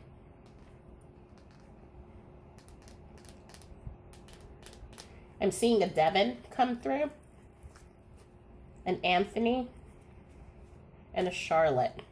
So I don't know who that would resonate with, but those are what I'm seeing. We have the wisdom card. So again, your person, I'm just making a connection, that wisdom that they imparted onto you, but they were also you looked at them like they were magic. And so whether it was your spouse, it was a relative, a sibling, I'm feeling like you looked at them like they were magic. Like there was nothing that they can do that they would look at you differently or see you in a different way. Like you just looked at them like they were smart, they were spiritual, they were connected to the earth. They were just everything. And there was something, again, I'm just feeling something very magical. We have wars and battles. And so this card is coming up to me only for the fact of location. So I'm feeling for some of the energies here, the South, any of the southern states. I'm also feeling what's coming up with this card, Spirit.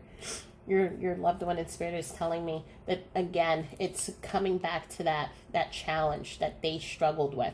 So it's that being in battle, having your guard up. And so these guards came up because of childhood issues. It had not. So for some of you who are coming into this reading with questions specifically about a loved one, if they didn't say I love you, or if they weren't emotional, like real super emotional with you, it is because of these childhood images, these childhood, the way they were brought up, their upbringing. I'm hearing they were a product of their childhood. And if they could do it all over again, they would change it. Right now I'm looking outside and I'm seeing, and if I turn the camera right now, it's just going to mess this whole thing up. Right now, what I'm seeing are cloud formations. I'm being pulled to look at these cloud formations. So I'm seeing turtles, owls. I'm seeing an elephant like Dumbo, and I'm seeing someone with a cape. And there is the way the clouds are moving, they're moving kind of quickly.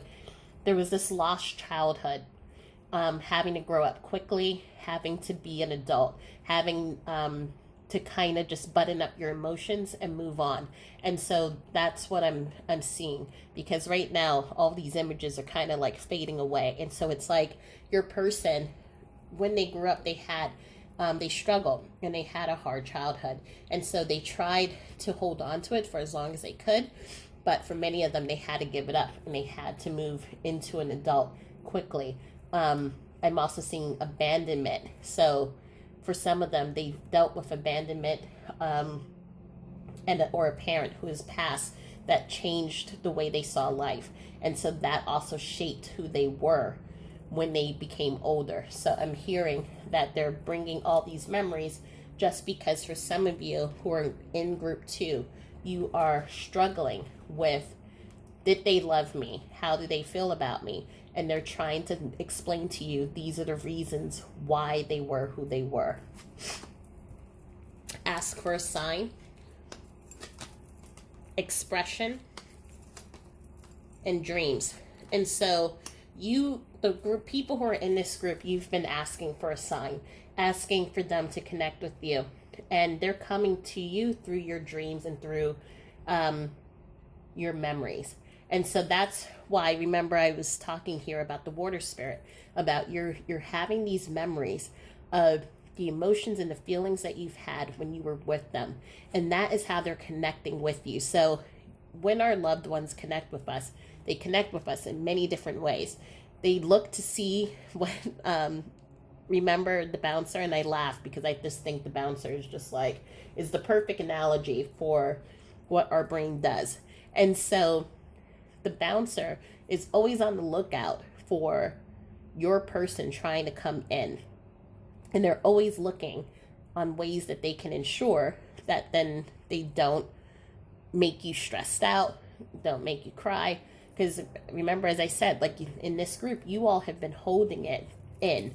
And the bouncer wants you to keep doing what you're doing and wants you to be strong. And so they're blocking and trying to cover all holes.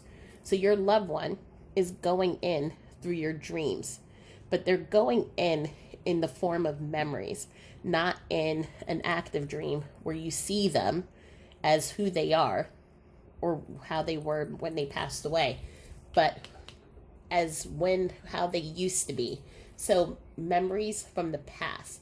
They're connecting you in memories of things that have happened that had special meaning, and that is how they're connecting and expressing their love and expressing and giving you all those signs. And so it's very smart and very, very sneaky how they're doing it. But so if you all have been having dreams, vivid dreams with deep, bright and deep memories, then that is how they're connecting with you. Some of you, they're also connecting through the traditional way, through butterflies and through birds. But the majority of you, you're being connected through the dreams. We have the visionary card that comes up. Spiritual teacher, restaurateur, a dancer, and spiritual practitioner. So we have 3 cards that are similar: spiritual teacher, practitioner, visionary. So this was someone, again, very empathic. So as I said, you had some of these people were crystal children. Some of these could have been people who may not have practiced, meaning that they were someone who did yoga, someone who did meditation. They didn't have to necessarily be a yoga teacher or a spiritual teacher, a Reiki healer, or they could have even been a doctor, which would have been the same thing. Someone who believed in holistic practices. This was someone who believed in natural health. They believed in the mind, the body, and the spirit. And so this is someone who is, again, they did a lot of healing through this childhood trauma, but they came in, and for many of them, I'm also seeing, for some of the energies coming in, there were, I'm just listening.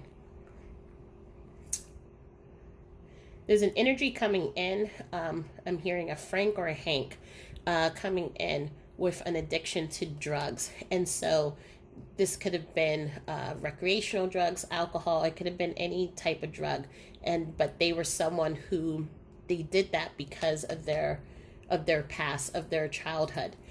They took that, turned it around, and became someone who was a leader for troubled youth and helping others through their addictions. So I'm feeling energies. There are some energies coming in through this reading who turned their addictions into their mess into their message, if that makes sense, and helping other people. And so that's where we get the spiritual teacher and the practitioner. For others, we're seeing yoga, meditation. They introduce that to you. Or for others, I'm feeling with the crystal children, They introduced it to you because they were exhibiting such empathic skills and such empathic and psychic gifts that you then went to do research onto finding out who they were. I'm also seeing we have the restaurateur, the dancer. I'm not really feeling those energies, the specific energies for these two come through. However, know that the energies in this group could have been. I am seeing that there was a huge love of food though, and I'm also seeing a lot of creativity because I'm seeing just a lot of fire energy here. So someone who spoke their mind, very analytical but also very passionate. We have broken heart, and so this is from you. We have man with a coin, indecision, magician in the mirror,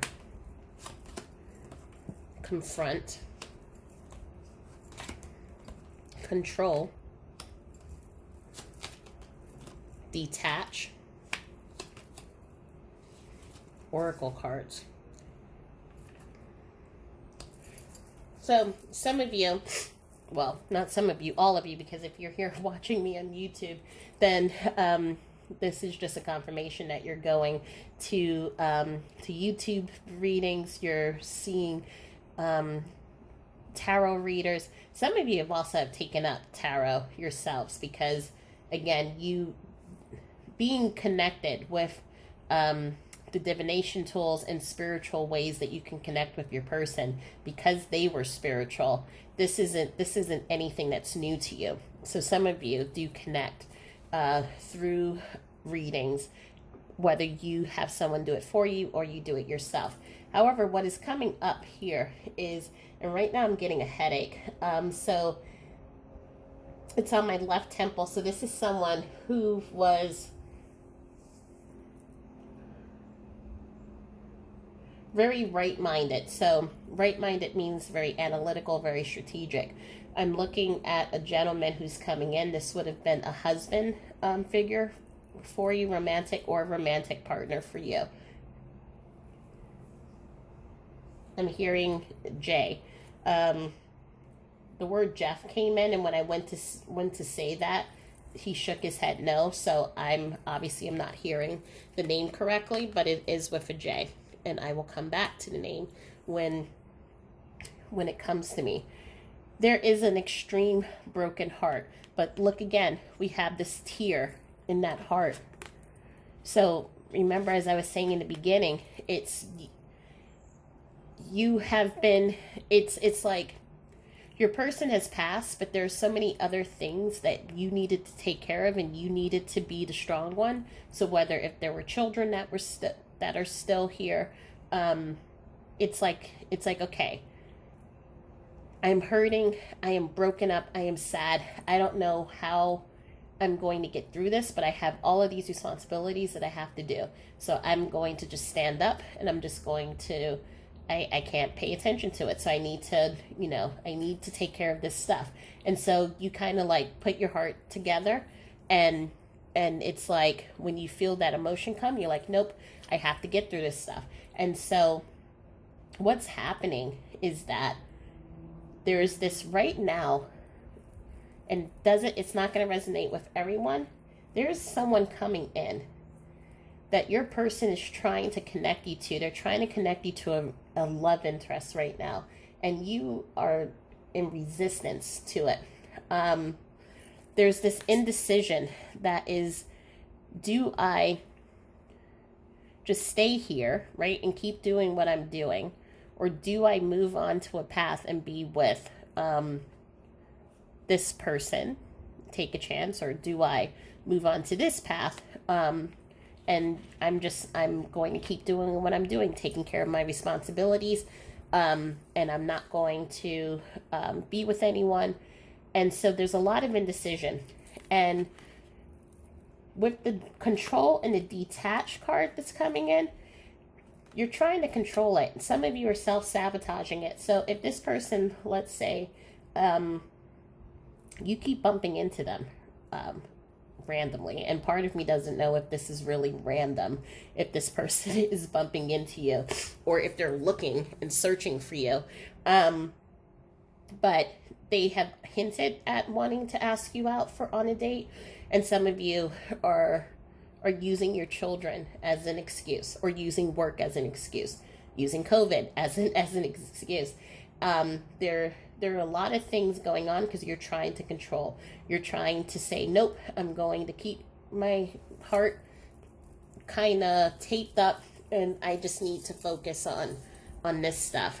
And I'm going back. You may want to listen to reading number 1, because what reading number 1 was saying is your happiness is not a betrayal of the love that you have for me.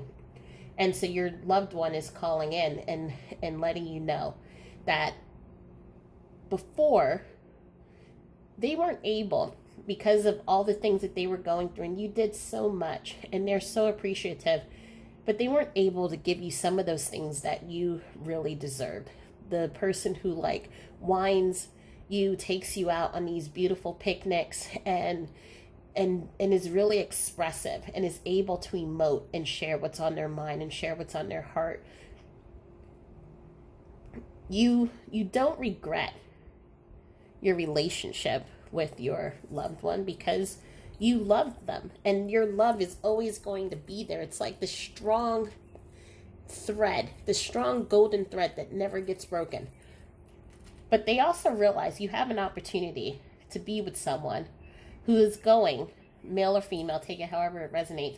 You have an opportunity to be with someone who's going to then fill in the places where they weren't able to. And they're asking you to allow. So you do not need to stay here. And just know that not making a decision is making a decision. So they're asking you to allow. Allow yourself to let the happiness come in. Allow yourself to mourn. Allow yourself to know that even though you may decide, if you decide to move towards this opportunity, they're always there. They're not going anywhere. You can always connect with them. You can always talk to them. You're always going to feel their love. And the love that you have for them is always going to be a different love than you have for this person. But they're letting you know that it's now time. You don't have to hold on to the past. You can detach yourself from it, and you can move into this happier space. So again, this was a special message that was for someone who needed to hear this. But it's being called. I'm also hearing that some of you are like me. You have a infinity tattoo on you. And all the reason that's coming up is just to let you know that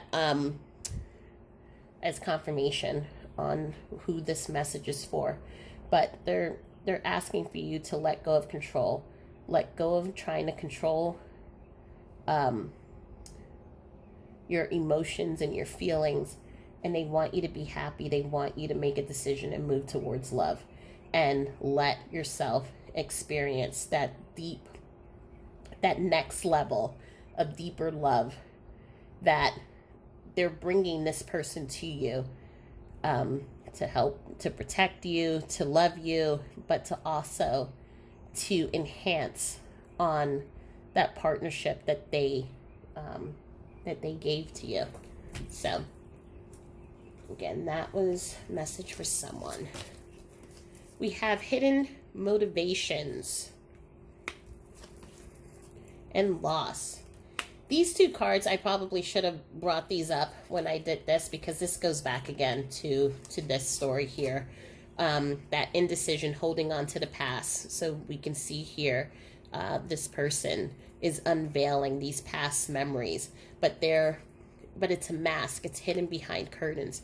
They do have, there's a part of them and there's a part of you. There's a part of you that feels the loss, that has such a broken heart because you miss them. And it totally makes sense, because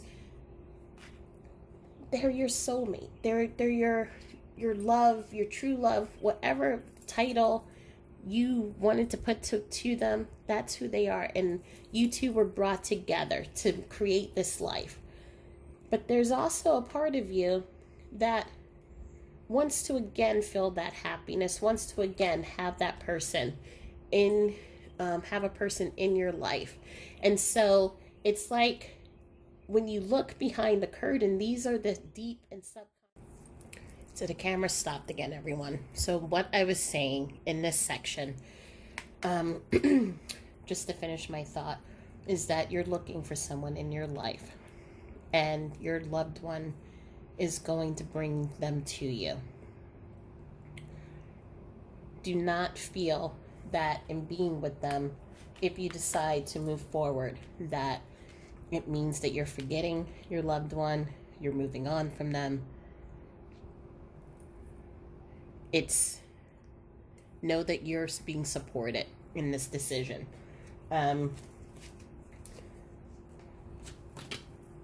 The other thing that I want to just talk about as I pull, I'm just going to pull these cards out. We have the compass,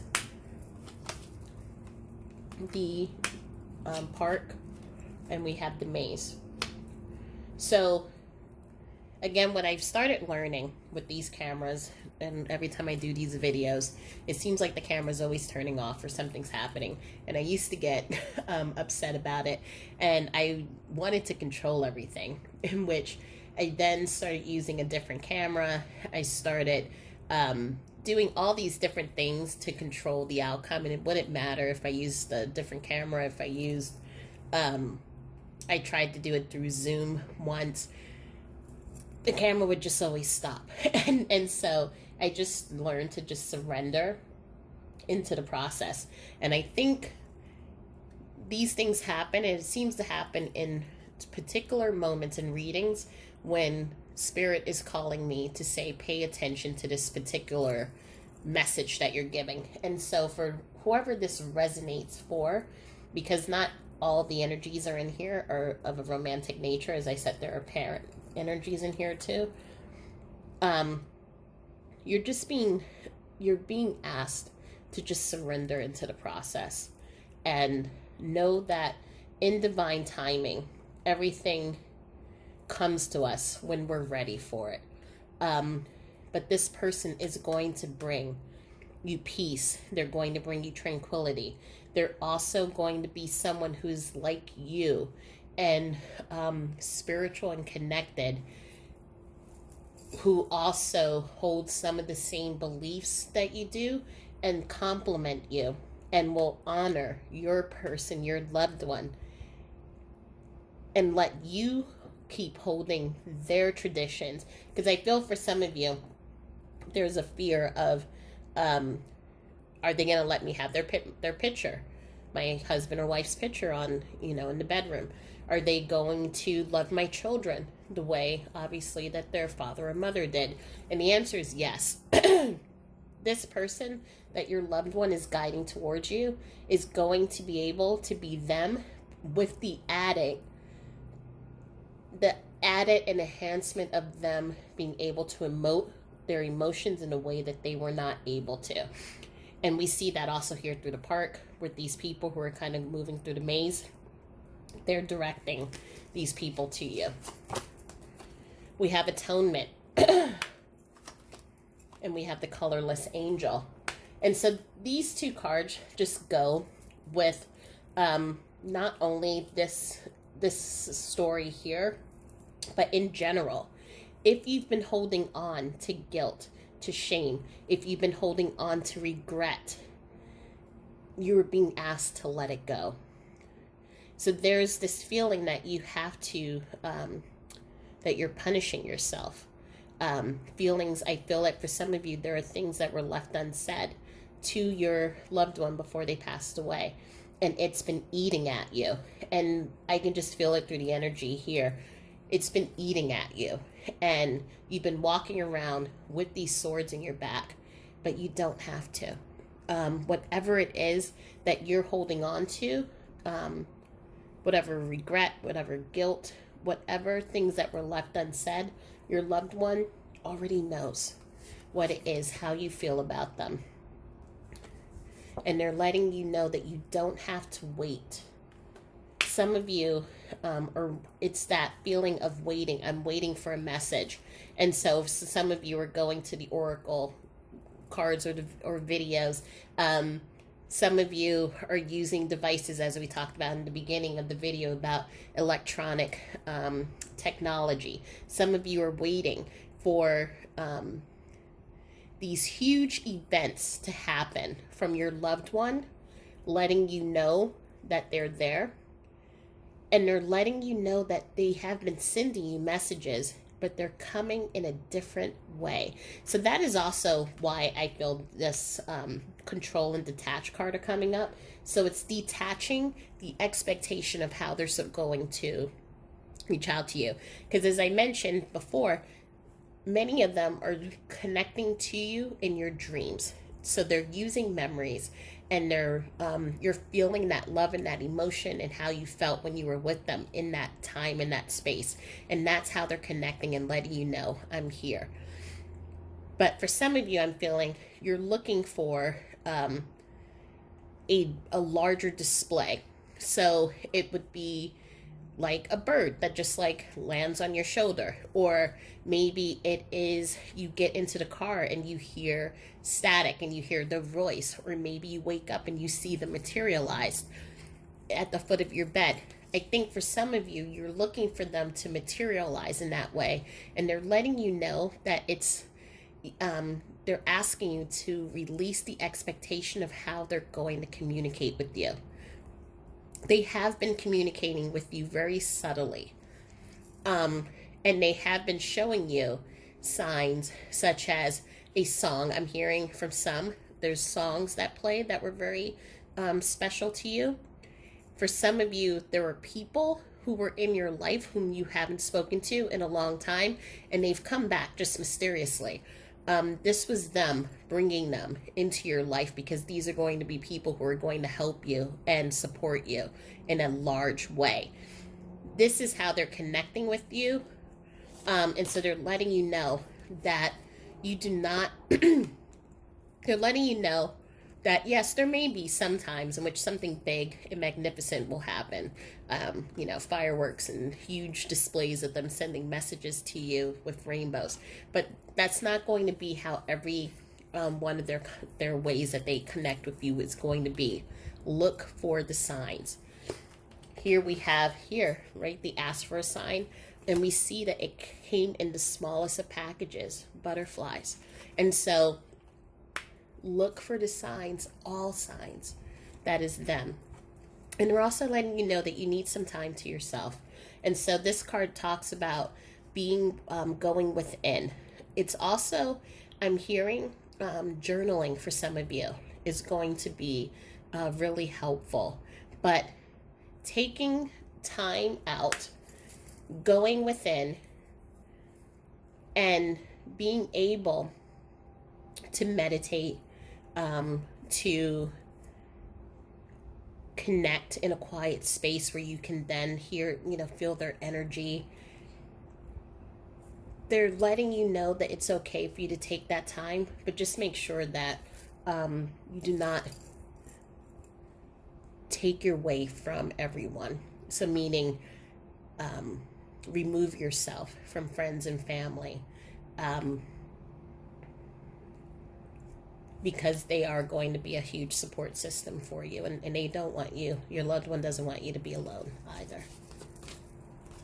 You are good enough. You're good enough to have another chance at love. You're good enough.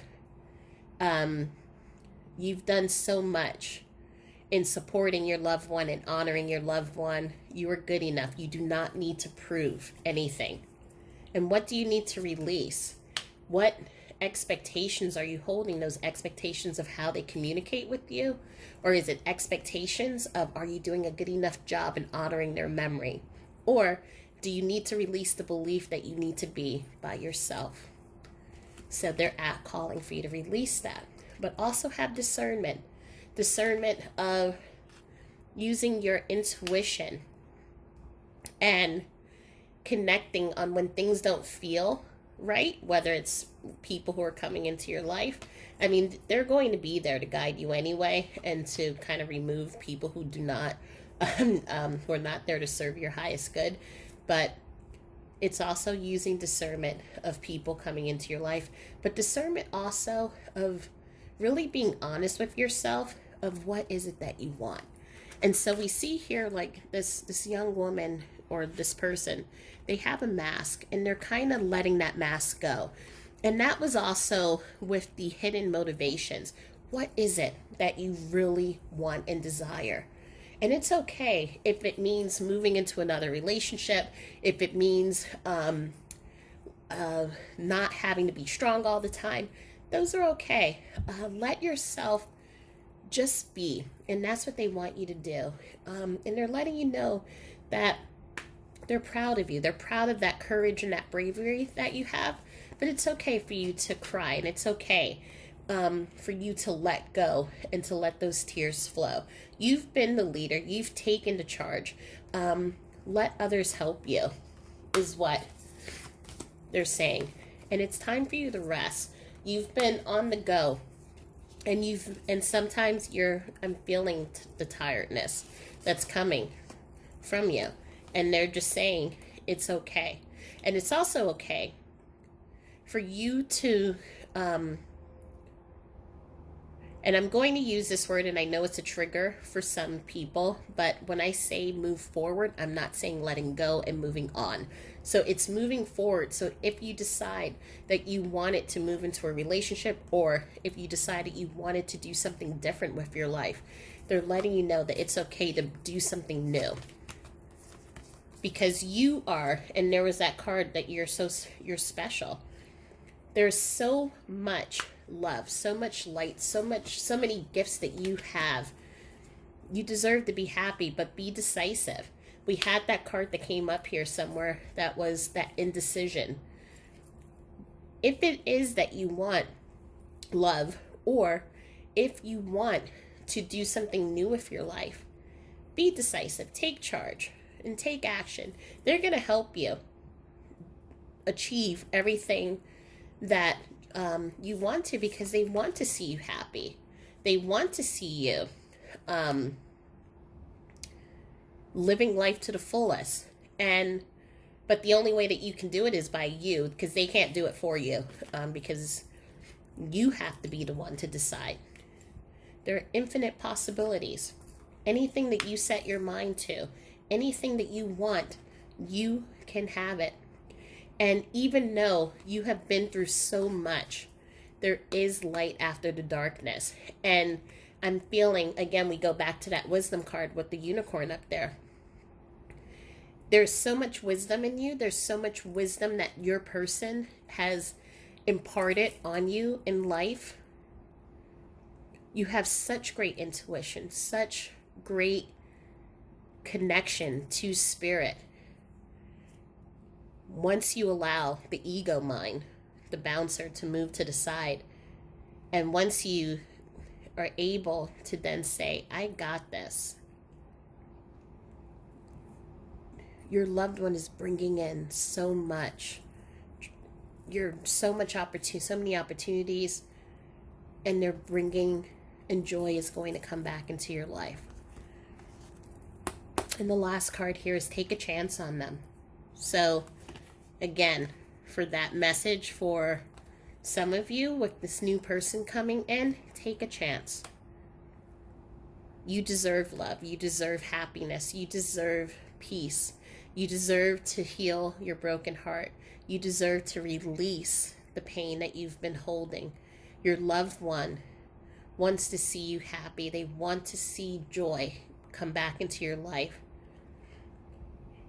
The things that they wish they could have done in the physical, they're trying to bring that in now. And so they're going to be guiding you. They're going to be directing you and helping your steps. But at the same time, when you feel the fear come in, when fear comes into our lives, that's usually a sign that it's time for us to say yes. Because something really good is about to happen and we're afraid. So let's see what messages your loved one has for you. So what messages, this needs to be shuffled. Okay,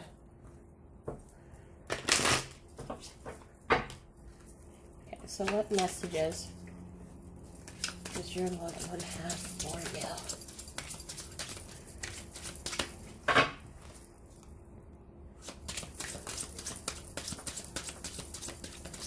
Yep, you want it to jump, so I support your path. So they're letting you know whatever you choose, what that indecision card that you saw, the left path or the right path, whatever path you choose, they will support, but they just want to see you happy. What other messages?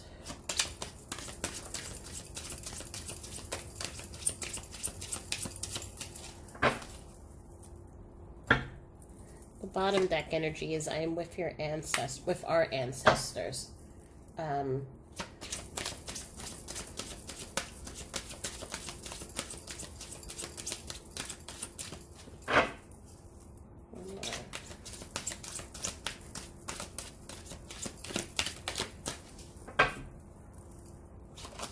Okay. You will get through this. So whatever the storm is that you're going through, know that you will get through this and the dawn will come.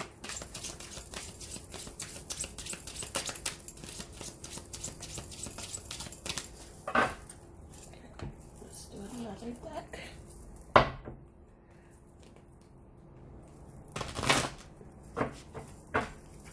What other messages does your person have for you?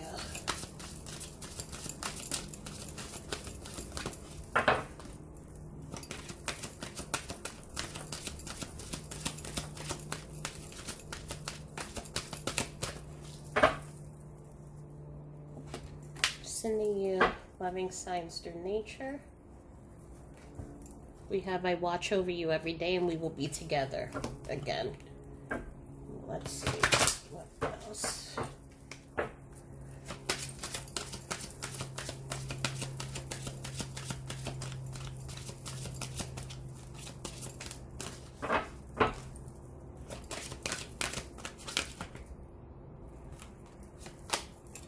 It's not your fault. So that sword energy that we were looking at, what is it that you need to release?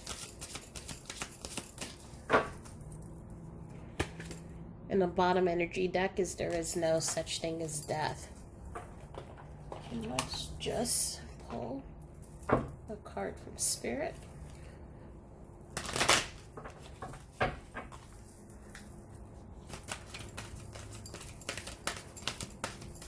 I always try to shuffle these things, and then I realize these cards are so sticky that I have to do this manually. Okay.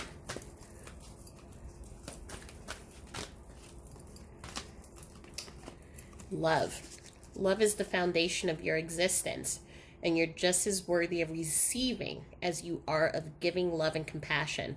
While love can be a beautiful emotion, it is equally a form of energy that propels you through life. So they want you to have love in your life. And for those of you who have earphones on, just know that I'm about to go into charms.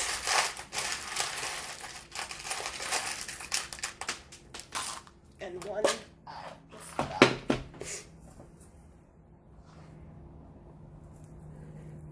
Okay, so we have the number 15. The P, an E,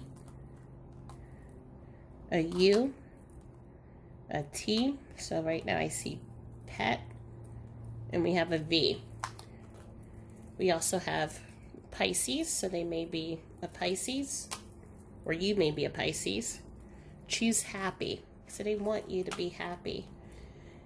This is my favorite. I got this when I went to New Zealand, and I think it's a pangolin, how they call this, but I got this when I was in New Zealand because I just felt this sense of calmness and I could release. And I was crying about the whole trip. So it was, when I look at this, it to me, it's the mother and their little chick, but it's this sense of release, being able to let go and to just be. And I feel like that is a call for you. We have the Mother Mary charm, Sagittarius, and enjoy every day. So let's look at the numbers here. So we have 15, and that is a 6. So 6, as we know, these are soulmate energies, people who you shared the past life with. So I am feeling your person, your loved one, whether it's the parent, friend, sibling, or your romantic partner, husband, however it resonates, they are part of your soul family, which is also why the I am with our ancestors came up. They're letting you know that they're with the soul family. We have the 3 letting you know that of connections, new opportunities are coming in. The 1s. So we have 3 1s. So this is the number of manifestation. And also on Tuesday. So something's going to happen on Tuesday. If something happens on Tuesday, please let me know. But this is also a call of manifestation. You're creating a lot of beautiful energy in your life, and you're going to be guided through subtle signs like synchronicity, seeing the numbers 111, 222. The signs are going to be subtle, but they're going to be there. 4, building a foundation in your life. And let's look at the other numbers here. So we have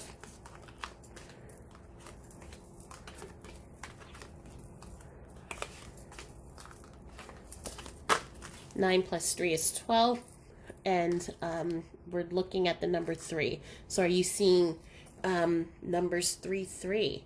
And again, someone is coming into your life, whether they're going to end up being a romantic partner, a friend, someone new is coming into your life that your person is sending to help you get through this period.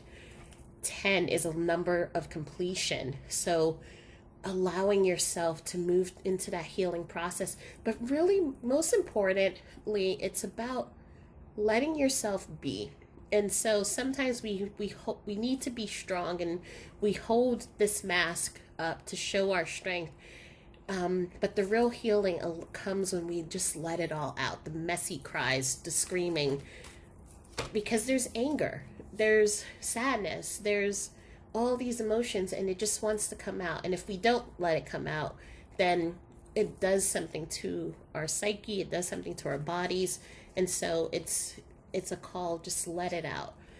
The 6 number, so maybe again you're seeing synchronistic numbers, but again, it's a call about your soulmates are coming in to help you. So your tribe is coming. I'm also seeing midnight, or 5 after, moving into a little bit after midnight. So maybe there's something you're going to receive a message, or it could also be the time of passing for your person. So whatever that significance is for you. 8, control. And 8, as we know, is that release of things that no longer serve us. So how can we release control? How can we move into surrender? 7, what beliefs do we hold on to? Do we think that we don't deserve people to come in and help us? Do we think that we don't deserve new love to come into our lives? What beliefs? What do we really want in life? What is going to make us feel fulfilled? What's going to make us feel happy? The 9, having wishes fulfillment, but also knowing that the link and bond between you and your person will never end. 11, so manifestation number. You are probably someone who sees on the clock that 1111. What are the things that you're looking to bring into your life? The 8s, again, release. 10s, 2s, finding balance. So you're doing a lot, and you've been doing such a great job, but it's also important for you to allow balance into your life. So having those moments where you can take a rest, give yourself some self-pampering, treat yourself to something. allow, just, it's that being, that pangolin spirit. Just be. 4, the foundations. We have the 2 again coming up. So a lot of synchronistic numbers come to you. The release of things that don't serve us. We have another 8. So I've already counted like 3 7s and 3 8s here. 4 7s now. So these numbers may have a particular meaning for you. There are 3 6s now that we're seeing. The 9 for wishes fulfillment. And then we have the 1, which goes back to you. Who deserves to have what's behind the curtain. And your loved one is looking to ensure that that happens. They're looking to ensure that you take a leap of faith and you move into that beautiful life force energy that is here. So I hope that this reading helped, and I hope it provides some clarity. If you have any questions, please feel free to put it into the comment section below. Also, please feel free to like and share if you think that there's someone that you believe this may help and provide clarity and assistance to. There are a couple of support groups that I have. The first one is Village of Lights, which is on Facebook, and that group is to support those on the grief journey. Then there's A Light in the Chaos, which is supporting you on your spiritual journey. And if you go to alightinthechaos.com, online there are free tools. My blog is on there on my journey through grief and afterlife communication. And there are also courses on there. A lot of things on there are for free, so please feel free to take a look on there. And I just send you my love, and I send you all of my support and my blessings and strength for those moments when you sometimes feel that you have to put on the stoic and the strong face. Know that I am there helping you, and I support you, and I'm proud of you. So you can either follow me into the last group number 3, or I'd leave you here. But just sending all my love and light, and I hope you have a great evening, and I'll talk to you soon. Bye. Okay. So if you have chosen returning home, transition, life between lifetimes, and welcome, loving welcome, then welcome to group number 3. So this card, I'm feeling the support that you have always provided your loved one, and especially the support that you provided them right up into the last moments that they took their breath. So you were there when they transitioned over, either sitting at the hospital with them or wherever they were, at home, in hospice, you were there. And they're coming and acknowledging this to say thank you, and acknowledging all the support and and being that pillar in their life. And even if this was a relationship in which you were, let's say, the grandchild and they were the grandparent, or child to parent, or whatever it was, they saw you as that support, and they saw you as that foundation, and they saw you somewhat as a guide.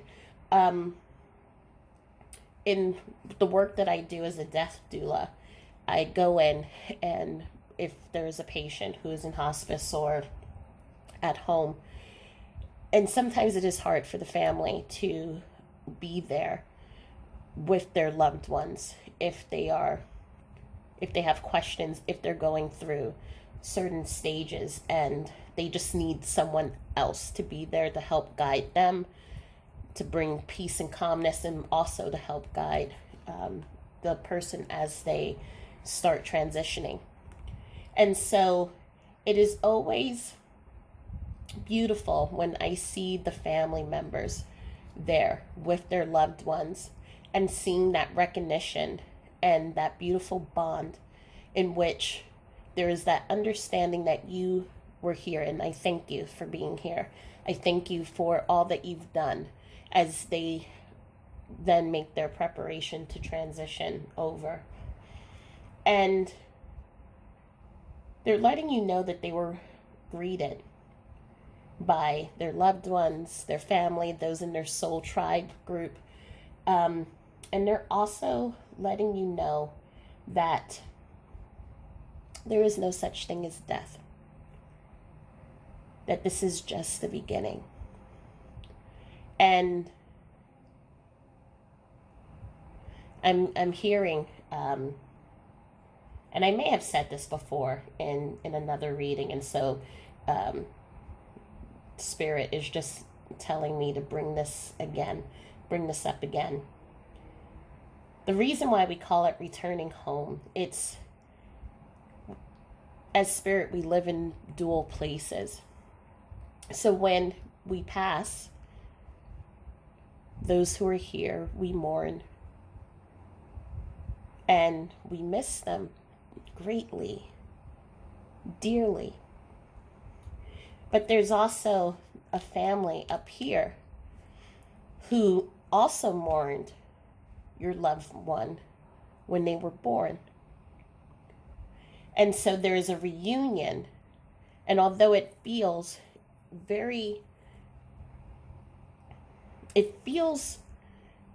the loss is greater because we're here in the physical. But on the same token, on the other side, there's a reunion because the tribe members, family members who had to say goodbye to their person when they went to go to Earth to be born, they're now being reunited. And so there's this cycle of this mourning and reunion. Mourning and reunion. And they're calling that to attention because they want you to know that they're not alone. So if any of you had a question, did my loved one, are they alone? Are they okay? They're letting you know that it's like stepping into another room, and when there's a whole extended family that you didn't remember that you had. And so that's what they're sharing, that they went back home. And I'll call it home too, because home is also here. And I'm trying to make a distinction that both of these places are the same. But they're letting you know that they're okay. They're all right. They didn't feel any pain. And they thank you for being there with them when they transitioned over. And so they're now asking you, while you are here, as you can see these vines, it's growing, it's beautiful, it's flourishing, and they're asking you, while you have the time here in the physical to flourish, to know that they're okay, to know that they're going to be looking over you, that you can still and always communicate with them, and that love never ends and love never fails. And so what we're going to do is we're going to take a look at the tarot, and we're going to also take a look at the oracle cards, and we'll see who they are, and we'll also see what messages they need to share with you. So let me look for the oracle cards. Okay. Here we have the Page of Fire. We have the Eight of Fire. And just so you know, these are all wand energies if you're trying to follow along. We have the Hermit, the King of Fire, Nine of Air, and we have the Emperor.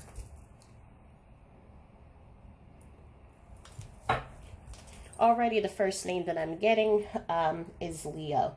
Um, we also have a Paula.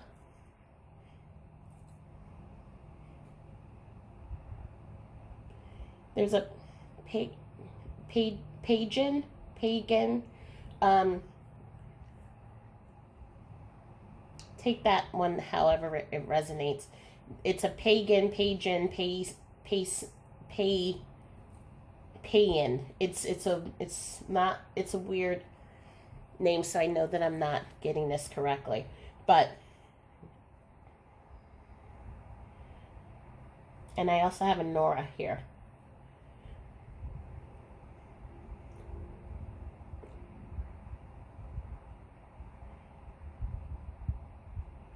I'm feeling there's a lot of fire and creative energy here. And there's different energies, which is usually the case, as we've been finding with group number 3. I feel group number 3 is where everyone comes in. And so I just love listening to the different stories, but at the same time, for those of you who follow me on my readings, it also means I start talking quicker because there's so many people coming in. So basically what I'm seeing and what I'm feeling here, I'm feeling a mixture of young energies here. A young daughter, 10 years old, 11 years old, 12 years old, wouldn't be older than that. I am seeing that she passed away from a illness that took her quickly. So this would have been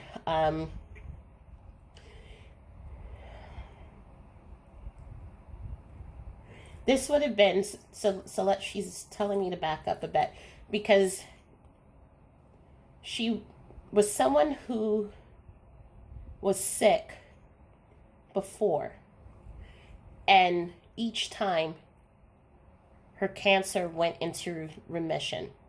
However, the final time, this time it came quickly, and as you found out that she had it or it came back, then she was in the hospital and you needed to be there with her, and the whole family was there, and she's thanking you all for being there. I'm feeling a lot of young children in this one, because I'm also seeing a young boy, 7 years old, who passed away. He's not speaking. He's just standing next to the young feminine energy. But he's just acknowledging, or wants me to acknowledge, that he's there. I'm also seeing a gentleman come in, Paul.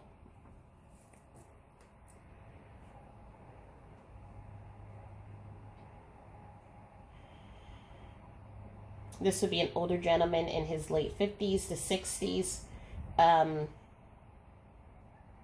He played an instrument.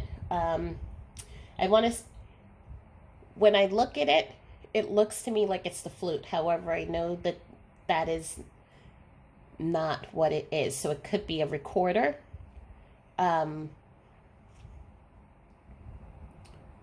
It's a windpipe instrument.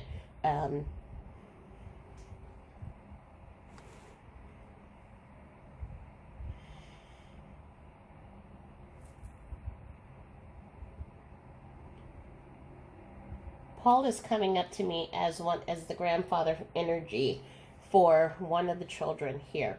So there would have been a situation, and please take this as it resonates, in which Paul passed away first, and then a young child passed away who would have been his grandchild right afterwards. And Paul is just letting me know that he went first so that he could be there to welcome this young child over. And they are together now. I am also seeing a teenage boy.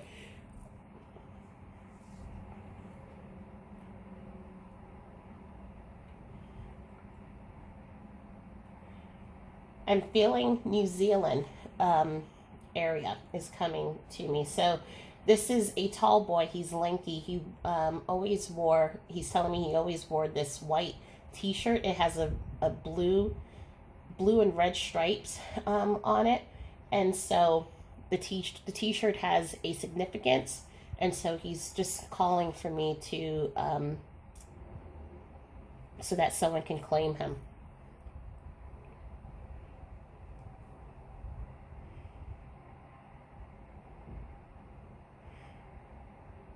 I'm also hearing the name Mabel here.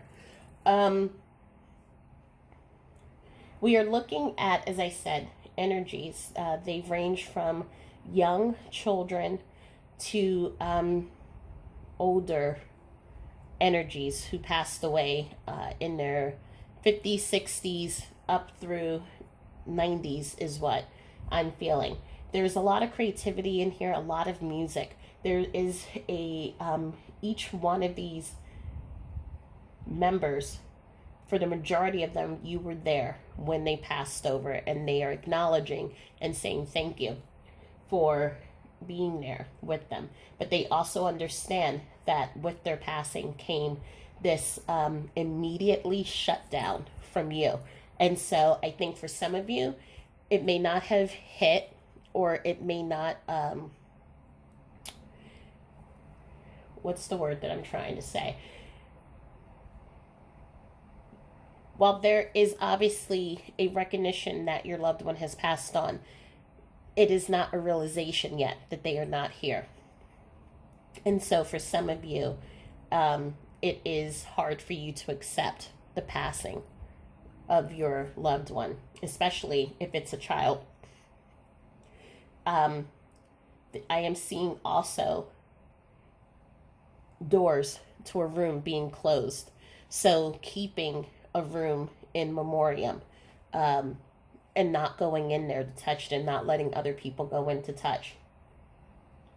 I'm also seeing you shutting yourself behind closed doors and kind of moving away from other people.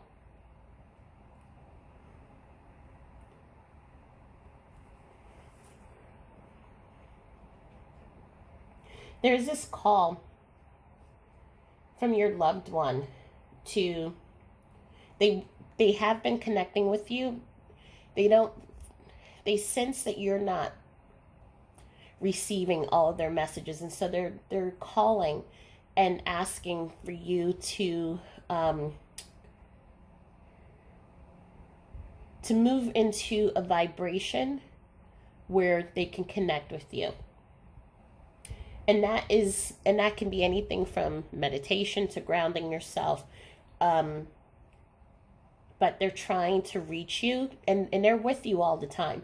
I'm seeing where every place that you go, they are there. So it's like having your own, if you had an entourage, like you have an entourage of spirit, because it's not only them, it's them and all of those who have passed before them, who follow you.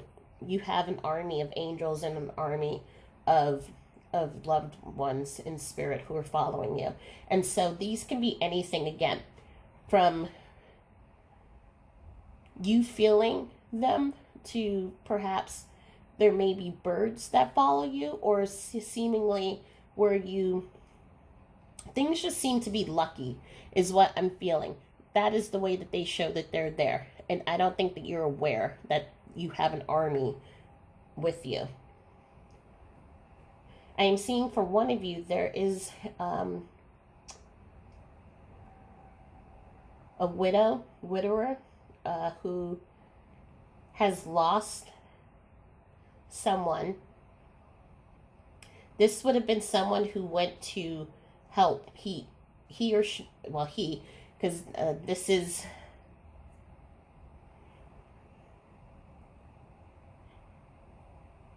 so he went to help someone, and by helping someone ended up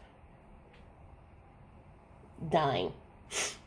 I am seeing this as a firefighter, so going in to rescue someone, and as a result he lost his life. And so he's coming in here strong, and again he's letting me know that he has been sending messages to you.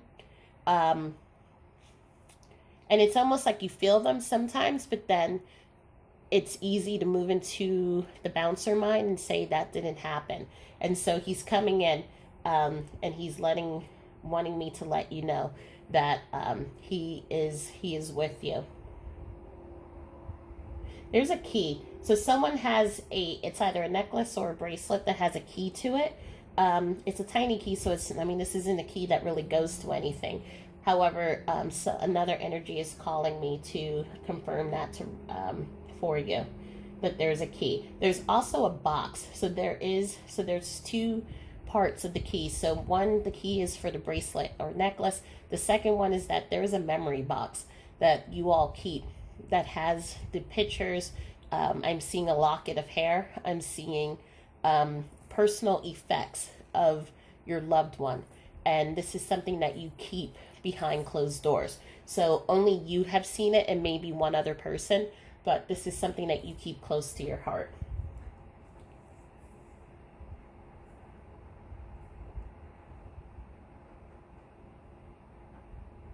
I'm also seeing that some of your clairaudience, so you have heard your person talking to you.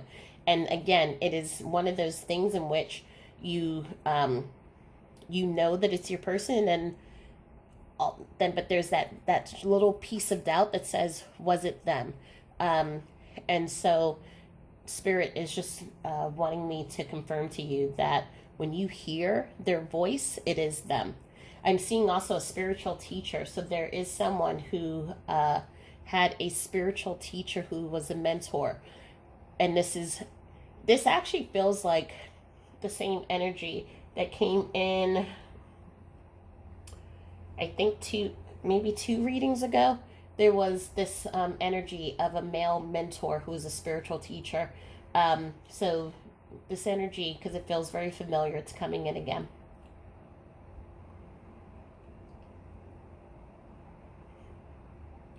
There's so much light around all of your people, because I'm just seeing, it's through the cards, but it's also as I'm sensing and seeing all of their energy come in through the door. Each of them have like posses with them. So it goes back to what I was saying here. It's like when they left home here and they went back to the other home, they were surrounded by all of these people, and these people travel in packs.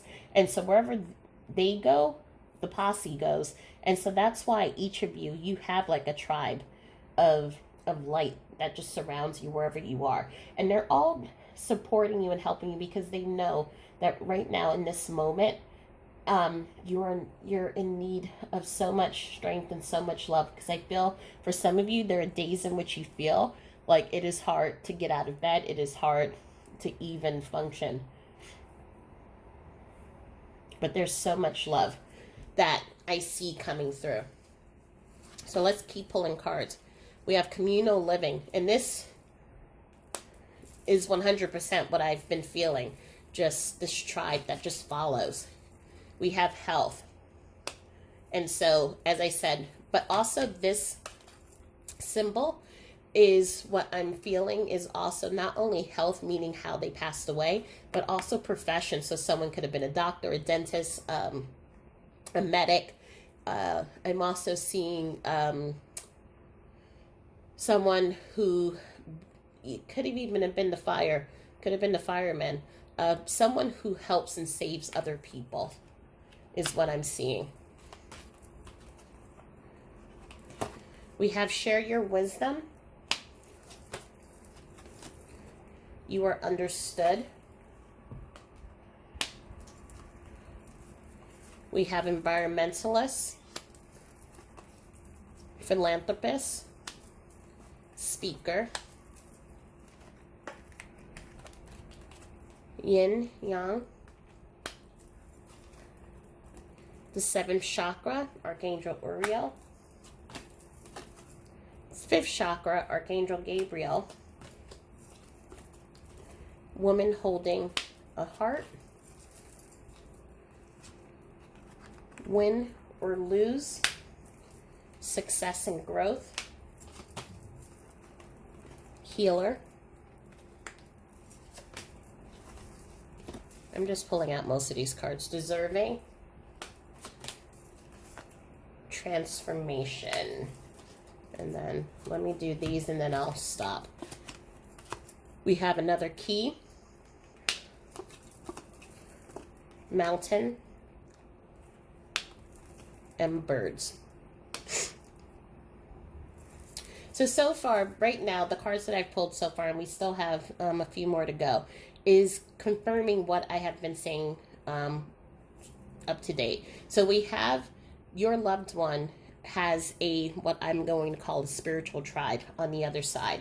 And they have been following you and surrounding you with love and with strength and with all this beautiful energy, because right now they know that you are in need of it so much. Because because many of these passings, even though you were there, for some of you, it was like a traumatic grief. And so it's hard. And there are days that you feel alone. And there are days that you feel that no one understands what you're going through and the pain that you're going through. And the days when it feels hard for you to get out of bed. And this is all that I'm hearing right now from Spirit. And they're showing me that the mountain, like you would be here knowing that you had to go up there. And it just feels insurmountable.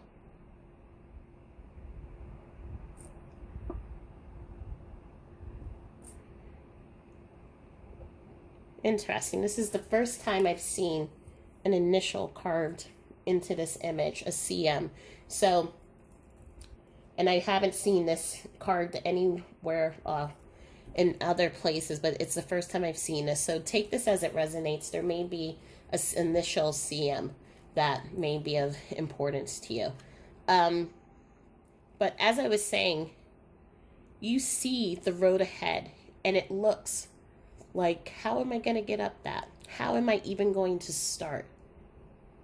I don't even know where to start. I don't even know where the path is. And actually, who gives a crap? I don't feel like even climbing up it. And so that some of you are feeling that, what is the point of this? And so you are being sent tribes along with your loved one to be there to support you. And you may not even notice that you have all of these people, this energy surrounding you. But they want you to know that they have you covered, and they are sending you and giving you messages. And it's day and night. The birds are a symbol of messages from Spirit. It's a symbol of communication. And what I'm hearing also is that they're sending physical people to you as well. So, for example, you're at the supermarket, you're in line, someone starts talking to you, and they have the same name as your person. That is your person sending that sign and message, letting you know that you're not alone. All of a sudden, you may be listening onto the radio, and someone tells a story of a place that you and your person went to. And at the end of the story, there is some type of inspirational saying that just all of a sudden, for no reason, just makes you feel good. And you feel, and you're brought back to those beautiful memories, and you feel the love of your person. That is your person sending that earth angel to you.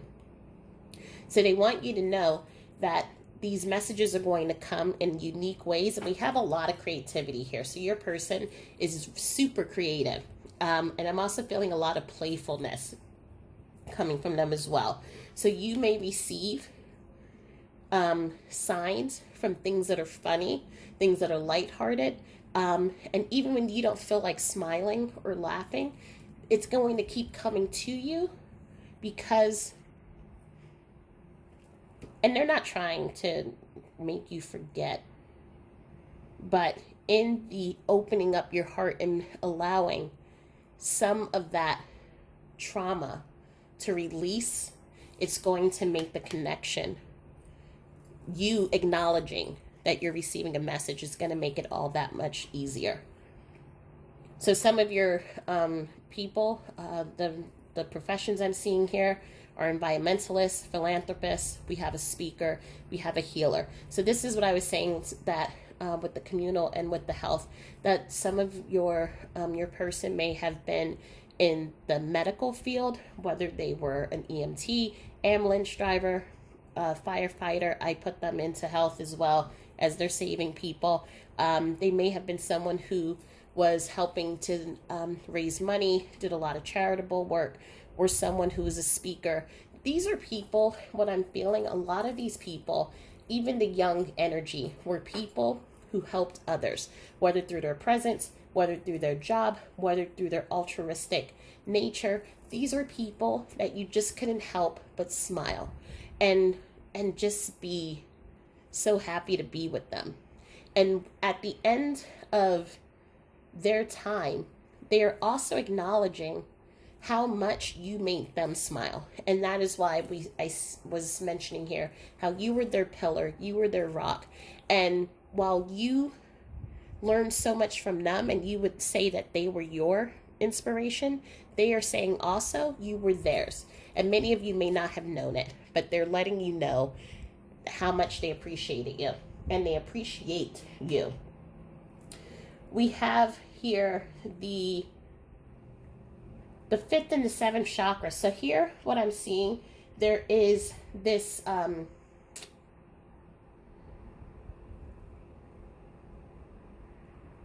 we have the throat chakra, and we also have the crown chakra. And there is this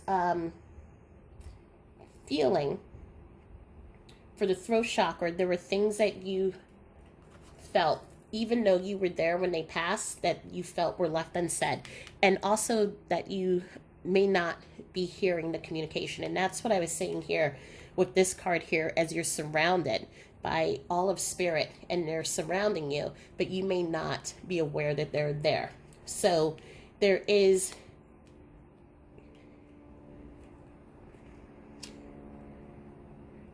this call, and the reason why you're being surrounded is to work on your third, your throat chakra, and know that there's nothing for you to hold guilt towards. And anything that you needed to say or you felt that you didn't say, you can always say it to them now. So you can speak out loud to them, you know, if you're at the kitchen table, or you can pretend that they're in the room with you. They're encouraging you to say what's on your mind, to say what it is that you feel, even if it's words of anger. If you're angry, you're sad, and you need to let that out. They're also telling me that as they keep working on you and giving you that love and that healing support, there is going to become a time that you're then going to be able, here with the trumpets, it's like the sound of the trumpets calling in heaven. You're going to be able to feel your team's presence, and you're going to be able to, just at a drop of a dime, whenever you need them, you're going to know how to communicate with them in a very strong way. Because what we have here is the crown chakra. So this is the seventh chakra, and this is your connection to your higher self. It's the connection to heaven. It's the connection to a higher vibration. So you are developing, you will develop your connection to your intuition, your connection in how to channel and how to interpret when energy is around. But right now, they're telling you what's to come, but right now they are saying that there needs to be a balance, because there is so much heavy emotions and grief and just a lot of regret and guilt, and that is right now blocking you from having a clear communication with them. This card is just, the whole woman holding her heart is just a reminder to me of just all that you've lost and the magnitude of what you've lost. And we see here the gentleman holding his heart as well. And so it is this, there's chips and hearts within hearts. And so it's a feeling of, again, there's I'm trying to find my words for this. There is, on your end, you feel that your heart has been broken and has been, it can't be repaired. And what I'm seeing are multiple hearts on top of hearts, showing that you have now, with all of these energies coming in, you have so much love that's being poured into you. But she's looking away, so she doesn't see that she has all this support and has all this love. So please take the gender however it resonates. I'm just reading what's off of the card, but if you're a male or a female who's watching this, there is so much love being given to you through your loved one and through, I'm just going to keep calling them your posse. But it's like they want you to see it. They want you to acknowledge it, but they know it's not time yet. They know that you're not ready yet. And so it's okay, because they're going to wait and they're going to keep supporting you. Okay, so let me bring these over. You have share your wisdom. You are understood. Win or lose. Success and growth. The deserving card and the transformation card. So what I'm feeling from here, from right now, with this passing, it's kind of like if you think of Excalibur and how the sword was put into the stone and only someone who was worthy was able to pull that stone. Basically someone from, oh, my camera moved. Let me just adjust it. Okay, so someone who is worthy is able to pull that sword out of the ground. Someone it was of King Arthur's lineage. And so that is what I'm feeling here, is that there is this deep sense of loss. And it's not only are you mourning the loss of your loved one, but you're mourning a loss of yourself. And it's like you've dug yourself so deep that no one is going to be able to pull you out from it. And there have been people who have, I'm sensing and seeing here, who are with you and supporting you and being there to be your pillar of support, but it's almost like they can't reach you. As we see here, up here in this top level, there's a head that is bowed down. And so there's this sacredness, there's this reverence, but you're going deep within yourself. And it's this deep, again, sense of loss, sense of mourning. And your loved one is saying that they understand. And that they understand the pain and the hurt. They understand the all of it. Almost what I'm seeing right now is, for some of you, it's like this volcano that is dormant, and there's things going on inside that volcano that we don't see from the outside, and all these things are mixing together, and they're bubbling up, they're raging up, and when the volcano rages up, everything explodes. There is this deep right now level of you are in that dormant period, but so you've gone deep within, and it feels like your family and friends they don't know how to reach you, they don't know how to help you, but your loved ones, and I'm just going to keep using plural because every time I try to say loved one, I keep getting corrected that like there's a whole team there. So your loved ones are letting you know that they have your back. They're creating that network of support. They're sending those resources to you of people who are going to be able to help you. They're sending, the word I'm trying to use is experiences, but this isn't what I'm actually trying to convey. What they're going to send to you are, it's these moments in which you're going to go outside and you're going to see someone who looks like your person. And it's that feeling of recognition and recognition of a soul. And in that brief moment, you're going to recognize your loved one's soul or spirit in this other person who reminds you of them. And they're going to share something with you that's going to light your heart. And that's what I mean by these moments or experiences. It's hard for me to describe, but you'll understand what I mean when you come to it. And even for those who have lost a child, there will be a child that will approach you that will have the spirit of your daughter or son. And it's going to do something to you. And it's going to just loosen that sword just a little bit and loosen it just a little bit. And that's what I mean. These moments, these experiences are going to keep happening. And you're not going to know where these people came from. And it's almost when you share these stories with someone, people are not even going to believe you because it feels supernatural. But this is what the team is doing. They're creating these networks. They're creating these experiences. They're creating all of this. It's like zeroing in on how they can help you. And right now,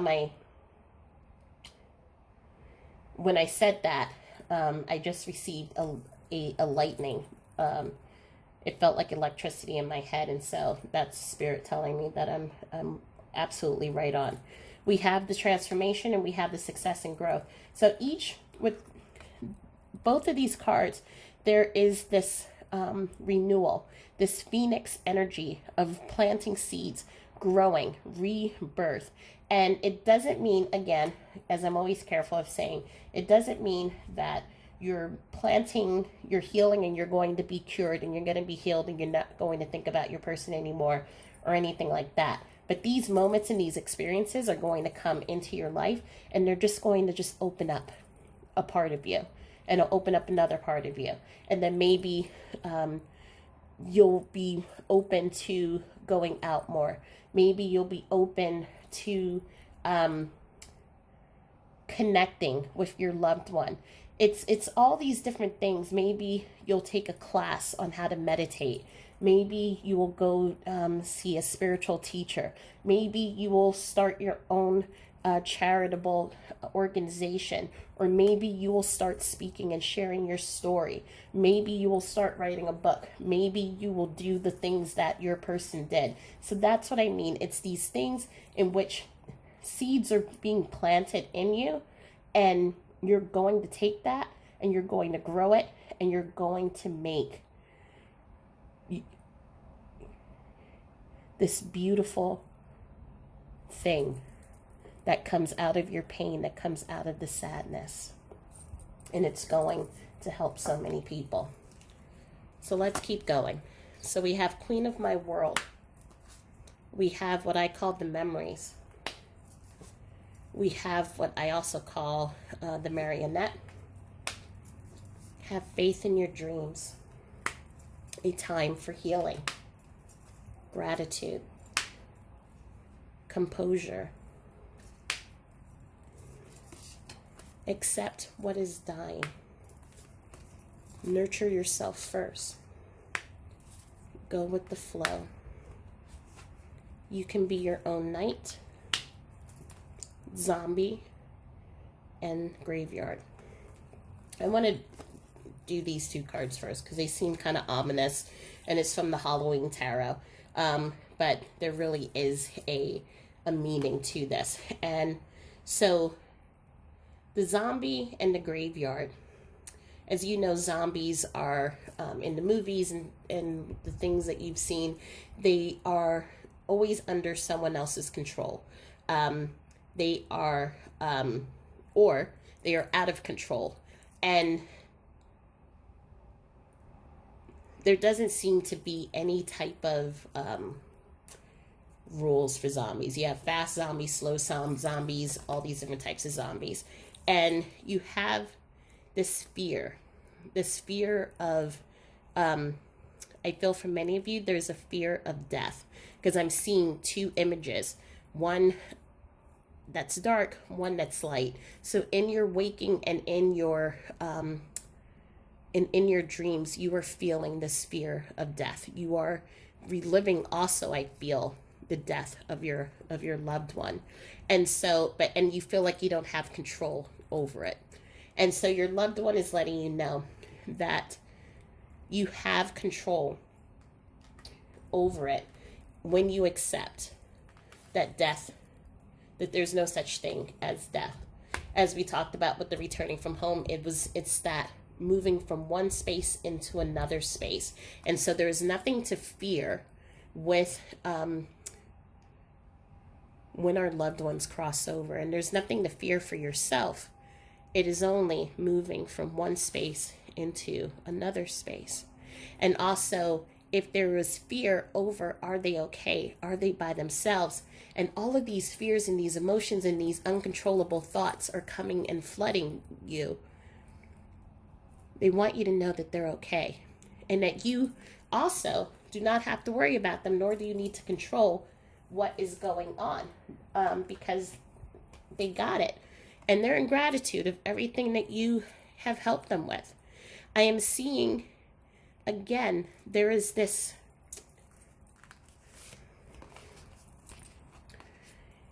it just feels like the same imagery with the bounty of being undeserving.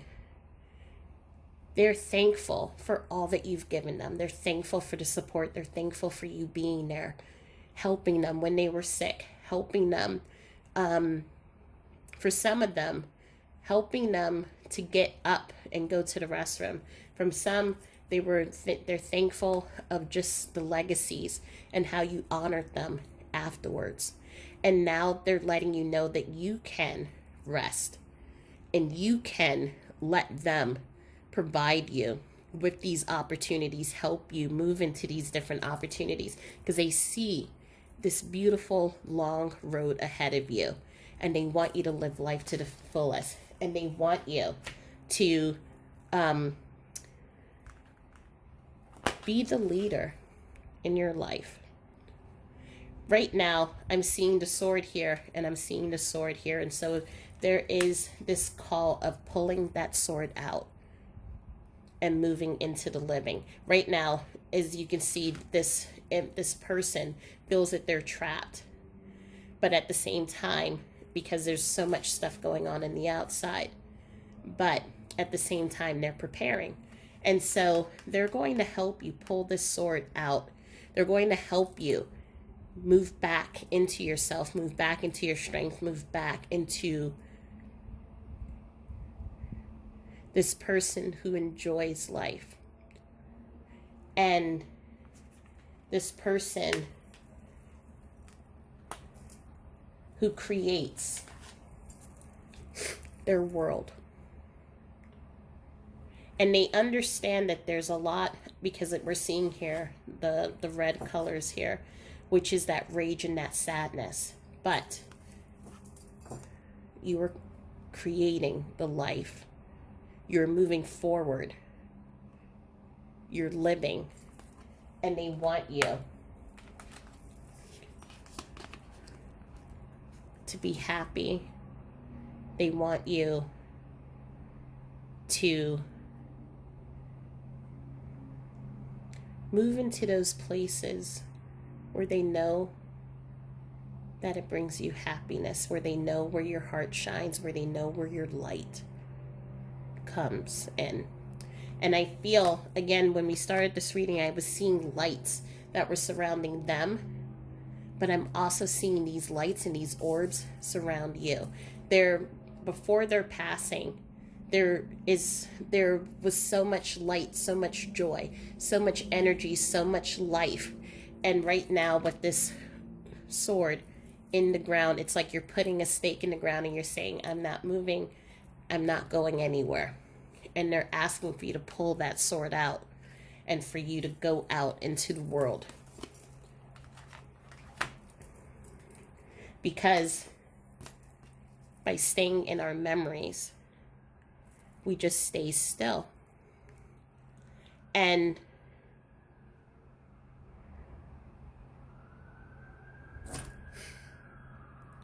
when we stay in our memories and we stay still, and right now there's the siren going, which is Archangel Michael. Because what I was going to say is, with the blue flaming sword, you can cut through all the things that are holding you. All of those tethers that you feel that you have on you. All of the sadness, the grief, the guilt, any regret that you're holding on to. If there were things that you didn't have a chance to say, you can take Archangel Michael's sword and cut through that. And you can release yourself and move out into the world.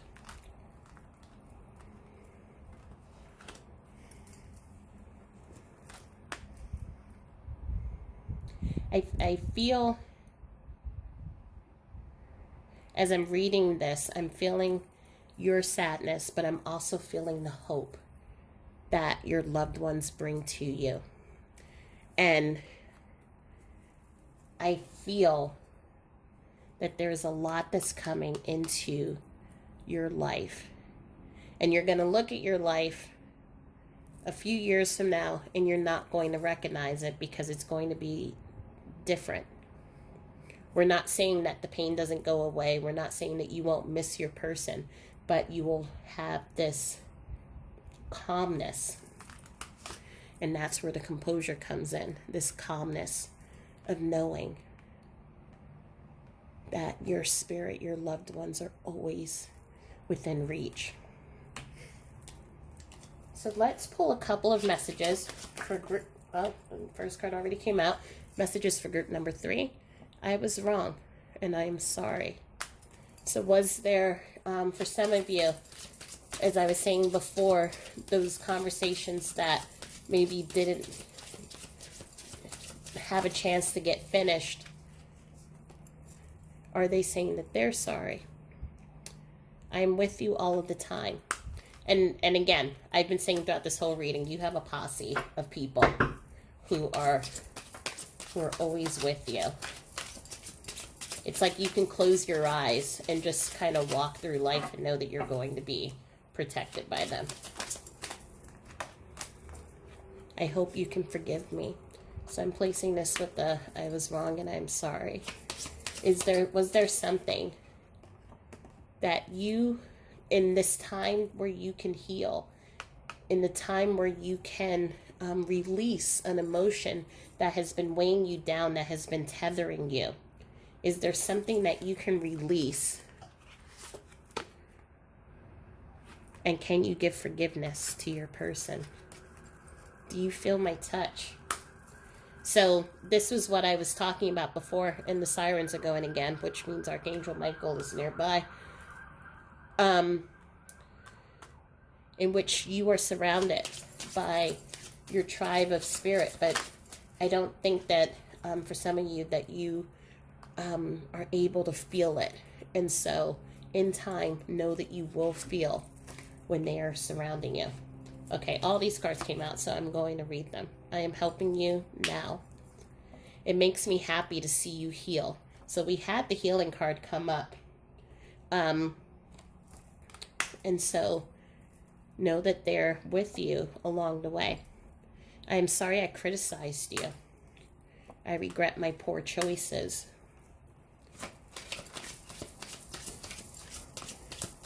And just so you know, I don't feel that this is the messaging from the children energy at all. So this is for whoever needs to hear these messages. And also, please forgive yourself. So are there, as I was mentioning, is there guilt or shame or emotions that you're holding on to that you are being called to let go of?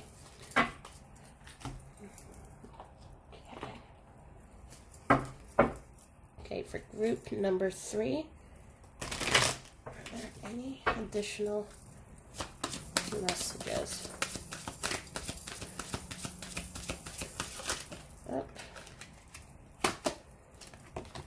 If I had only known then what I know now, I would have lived differently.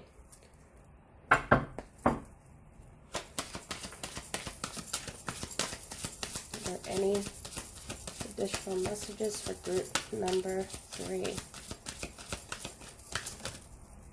This is interesting. So this card showed up in this deck, so this is definitely for you. You will get through this. So you have that army of spirits who are behind you, and they're giving you strength, and they are also sending support your way. And Archangel Michael is coming in again. So for those of you who believe in Archangel Michael, you can call on him to help you to release any heavy or energy, dense energy, sadness, grief, shame, especially for those of you who perhaps have been asking for forgiveness, or you are trying to give forgiveness to your person. So 2 cards. My death was painless. Please do not worry or hold on to guilt. I will always point you in the right direction. Let's do a couple more messages.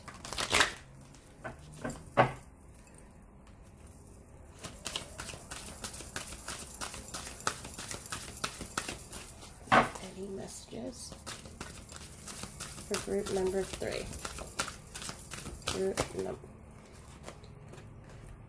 Take time to pamper yourself or let others take care of you. We are easing the blockage which is holding you back. Go for it. So what I feel is that blockage with the sword and reclaiming yourself. They're going to help you move through that. Any additional messages? And I'm sorry, group number 1 and 2, I didn't pull these cards for you, and I'm being called to pull.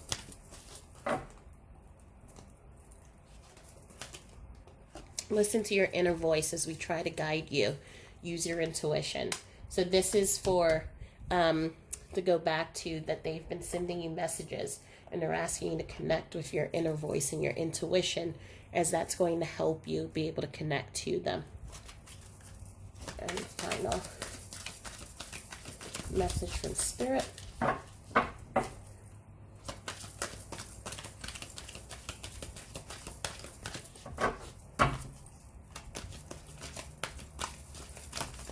Okay, that's way too, okay.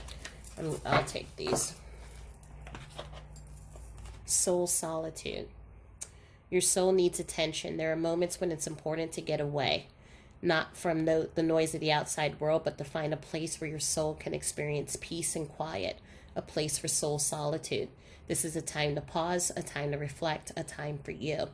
So it was with the sword in the stone, also the young figure who was polishing her sword, taking that time for yourself. And even with the Hermit card that came up in the beginning of the reading, taking time for yourself and healing.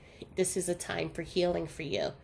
But know that you have a group that's helping you heal, that's helping you get stronger, that's helping you to pull yourself and reclaim who you are, and to move back into you. Listen. You have to be willing to listen if you want to really understand someone. Now is not the time to be offering advice, but to be a compassionate listener. To listen fully and intently means to pay attention, not to just what's being said, but what lies beneath the words. So for this one, I feel this card is more about listening to your intuition, but it's also listening for the signs. So I feel that your group have been reaching out to you, and it is now, they're asking for you to just listen. So do not have an expectation of what that message should be, if they should be birds, or if it should be like a huge message that comes your way. The signs come in different ways. It may come, as I said before, people who just pop into your life and will easily, quickly pop back out. It will come in a song. It will come in the experience that we were talking about.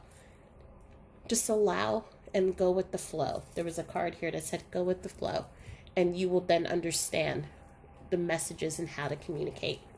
And the final one is a father's love. A father's love for his son or daughter never dies. The strength gained from such love is often unquantifiable, in that it can be tapped into any time for whatever reason, whether your father is still here or has passed. A father's love is one of the strongest bonds any of us will ever experience. So I feel for some of you who have lost a parent, this is a confirmation that they are with you always. And this is also for those who have passed in spirit and their children, that you share with this person. They're letting you know that they're watching over your children.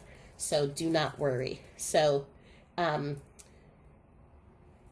I'm feeling just a lot of love coming from this group. So if you have earphones on, just letting you know I'm opening up the charm box here. So let's see.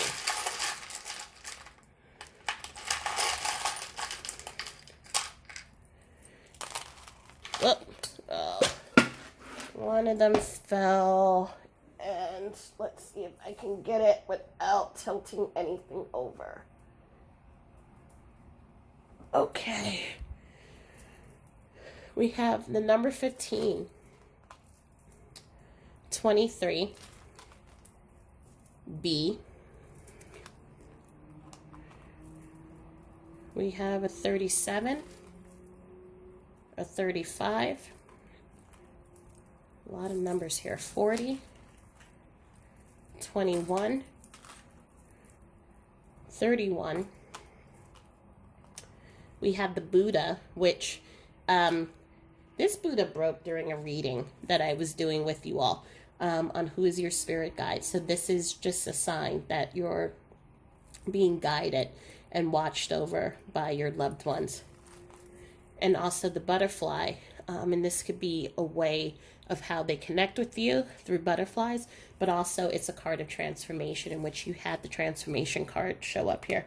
I'm going to try to see if I can get more initials. So Spirit, let's try to pull more initials. Okay. We have more numbers.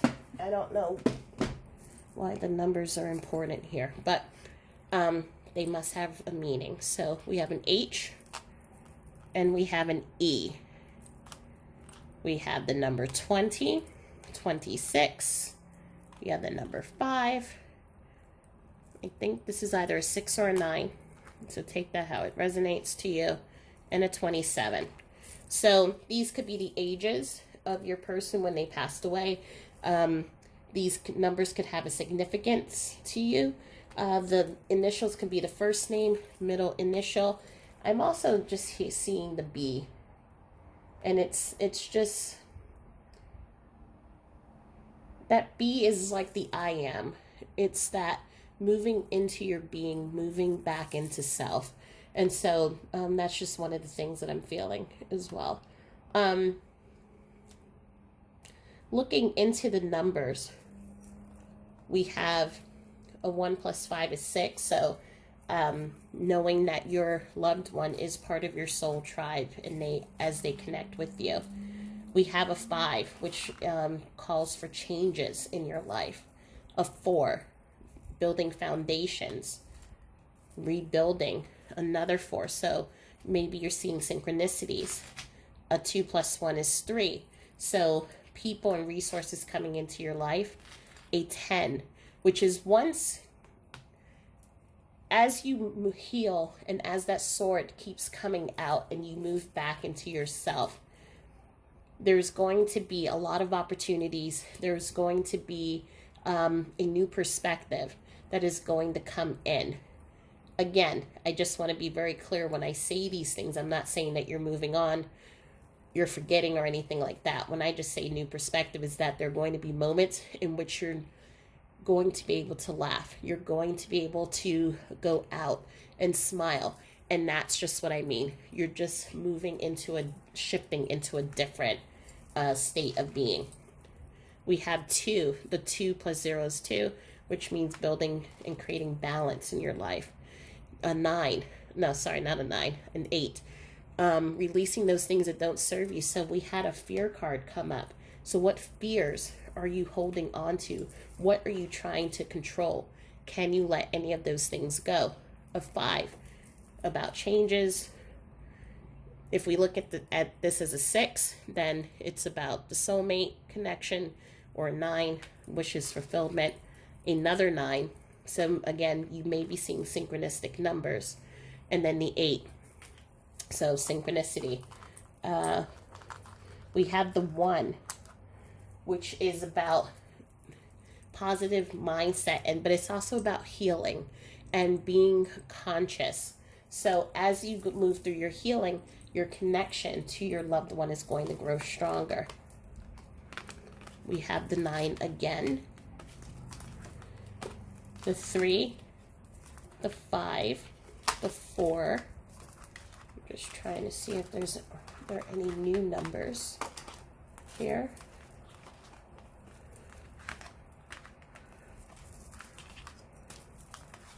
A 5. So do you see the number 555? We have another 5.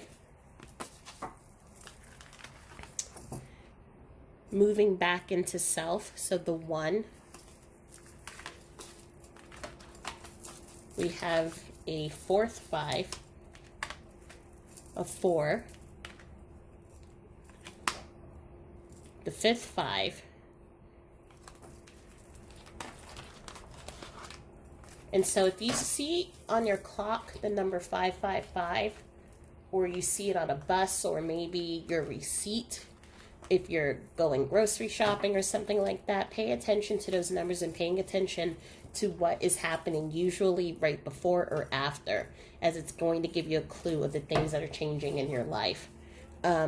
We have the 4-4, which is 8, so releasing what doesn't serve you.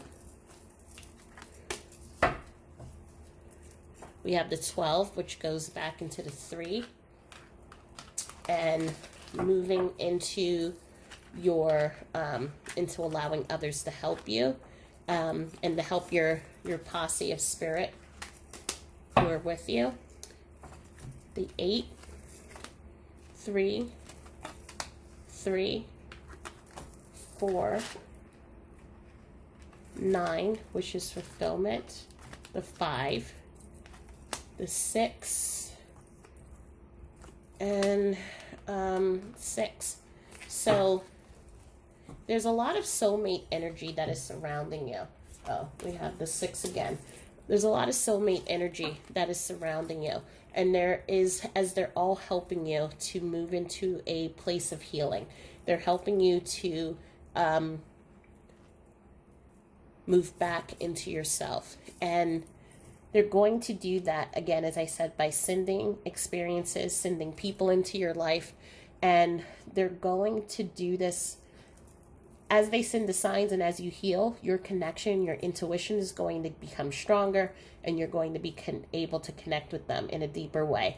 But overall, they want to let you know that they're so thankful for everything that you do for them, because I feel that even with them on the other side, you're still doing things in honor of them, and they want to express their thanks, and just their love for you. And again, right now I'm just seeing the group of each one of you. It's like, if you can see inside of my head, it's a crowded room right now, because you just have a posse. Each one of you who's watching this video, you have a posse of people. And so, and I just love saying that, posse. So you're protected, and you're going to get through this because of this army of people who are here to help you and guide you. So I stopped the camera because I just wanted to show you, as I was finishing up the reading, the bridge turned on. And this is the first time it has ever been read. And so it's almost like, it feels like a Valentine's message of letting you know how supported you are, how loved you are.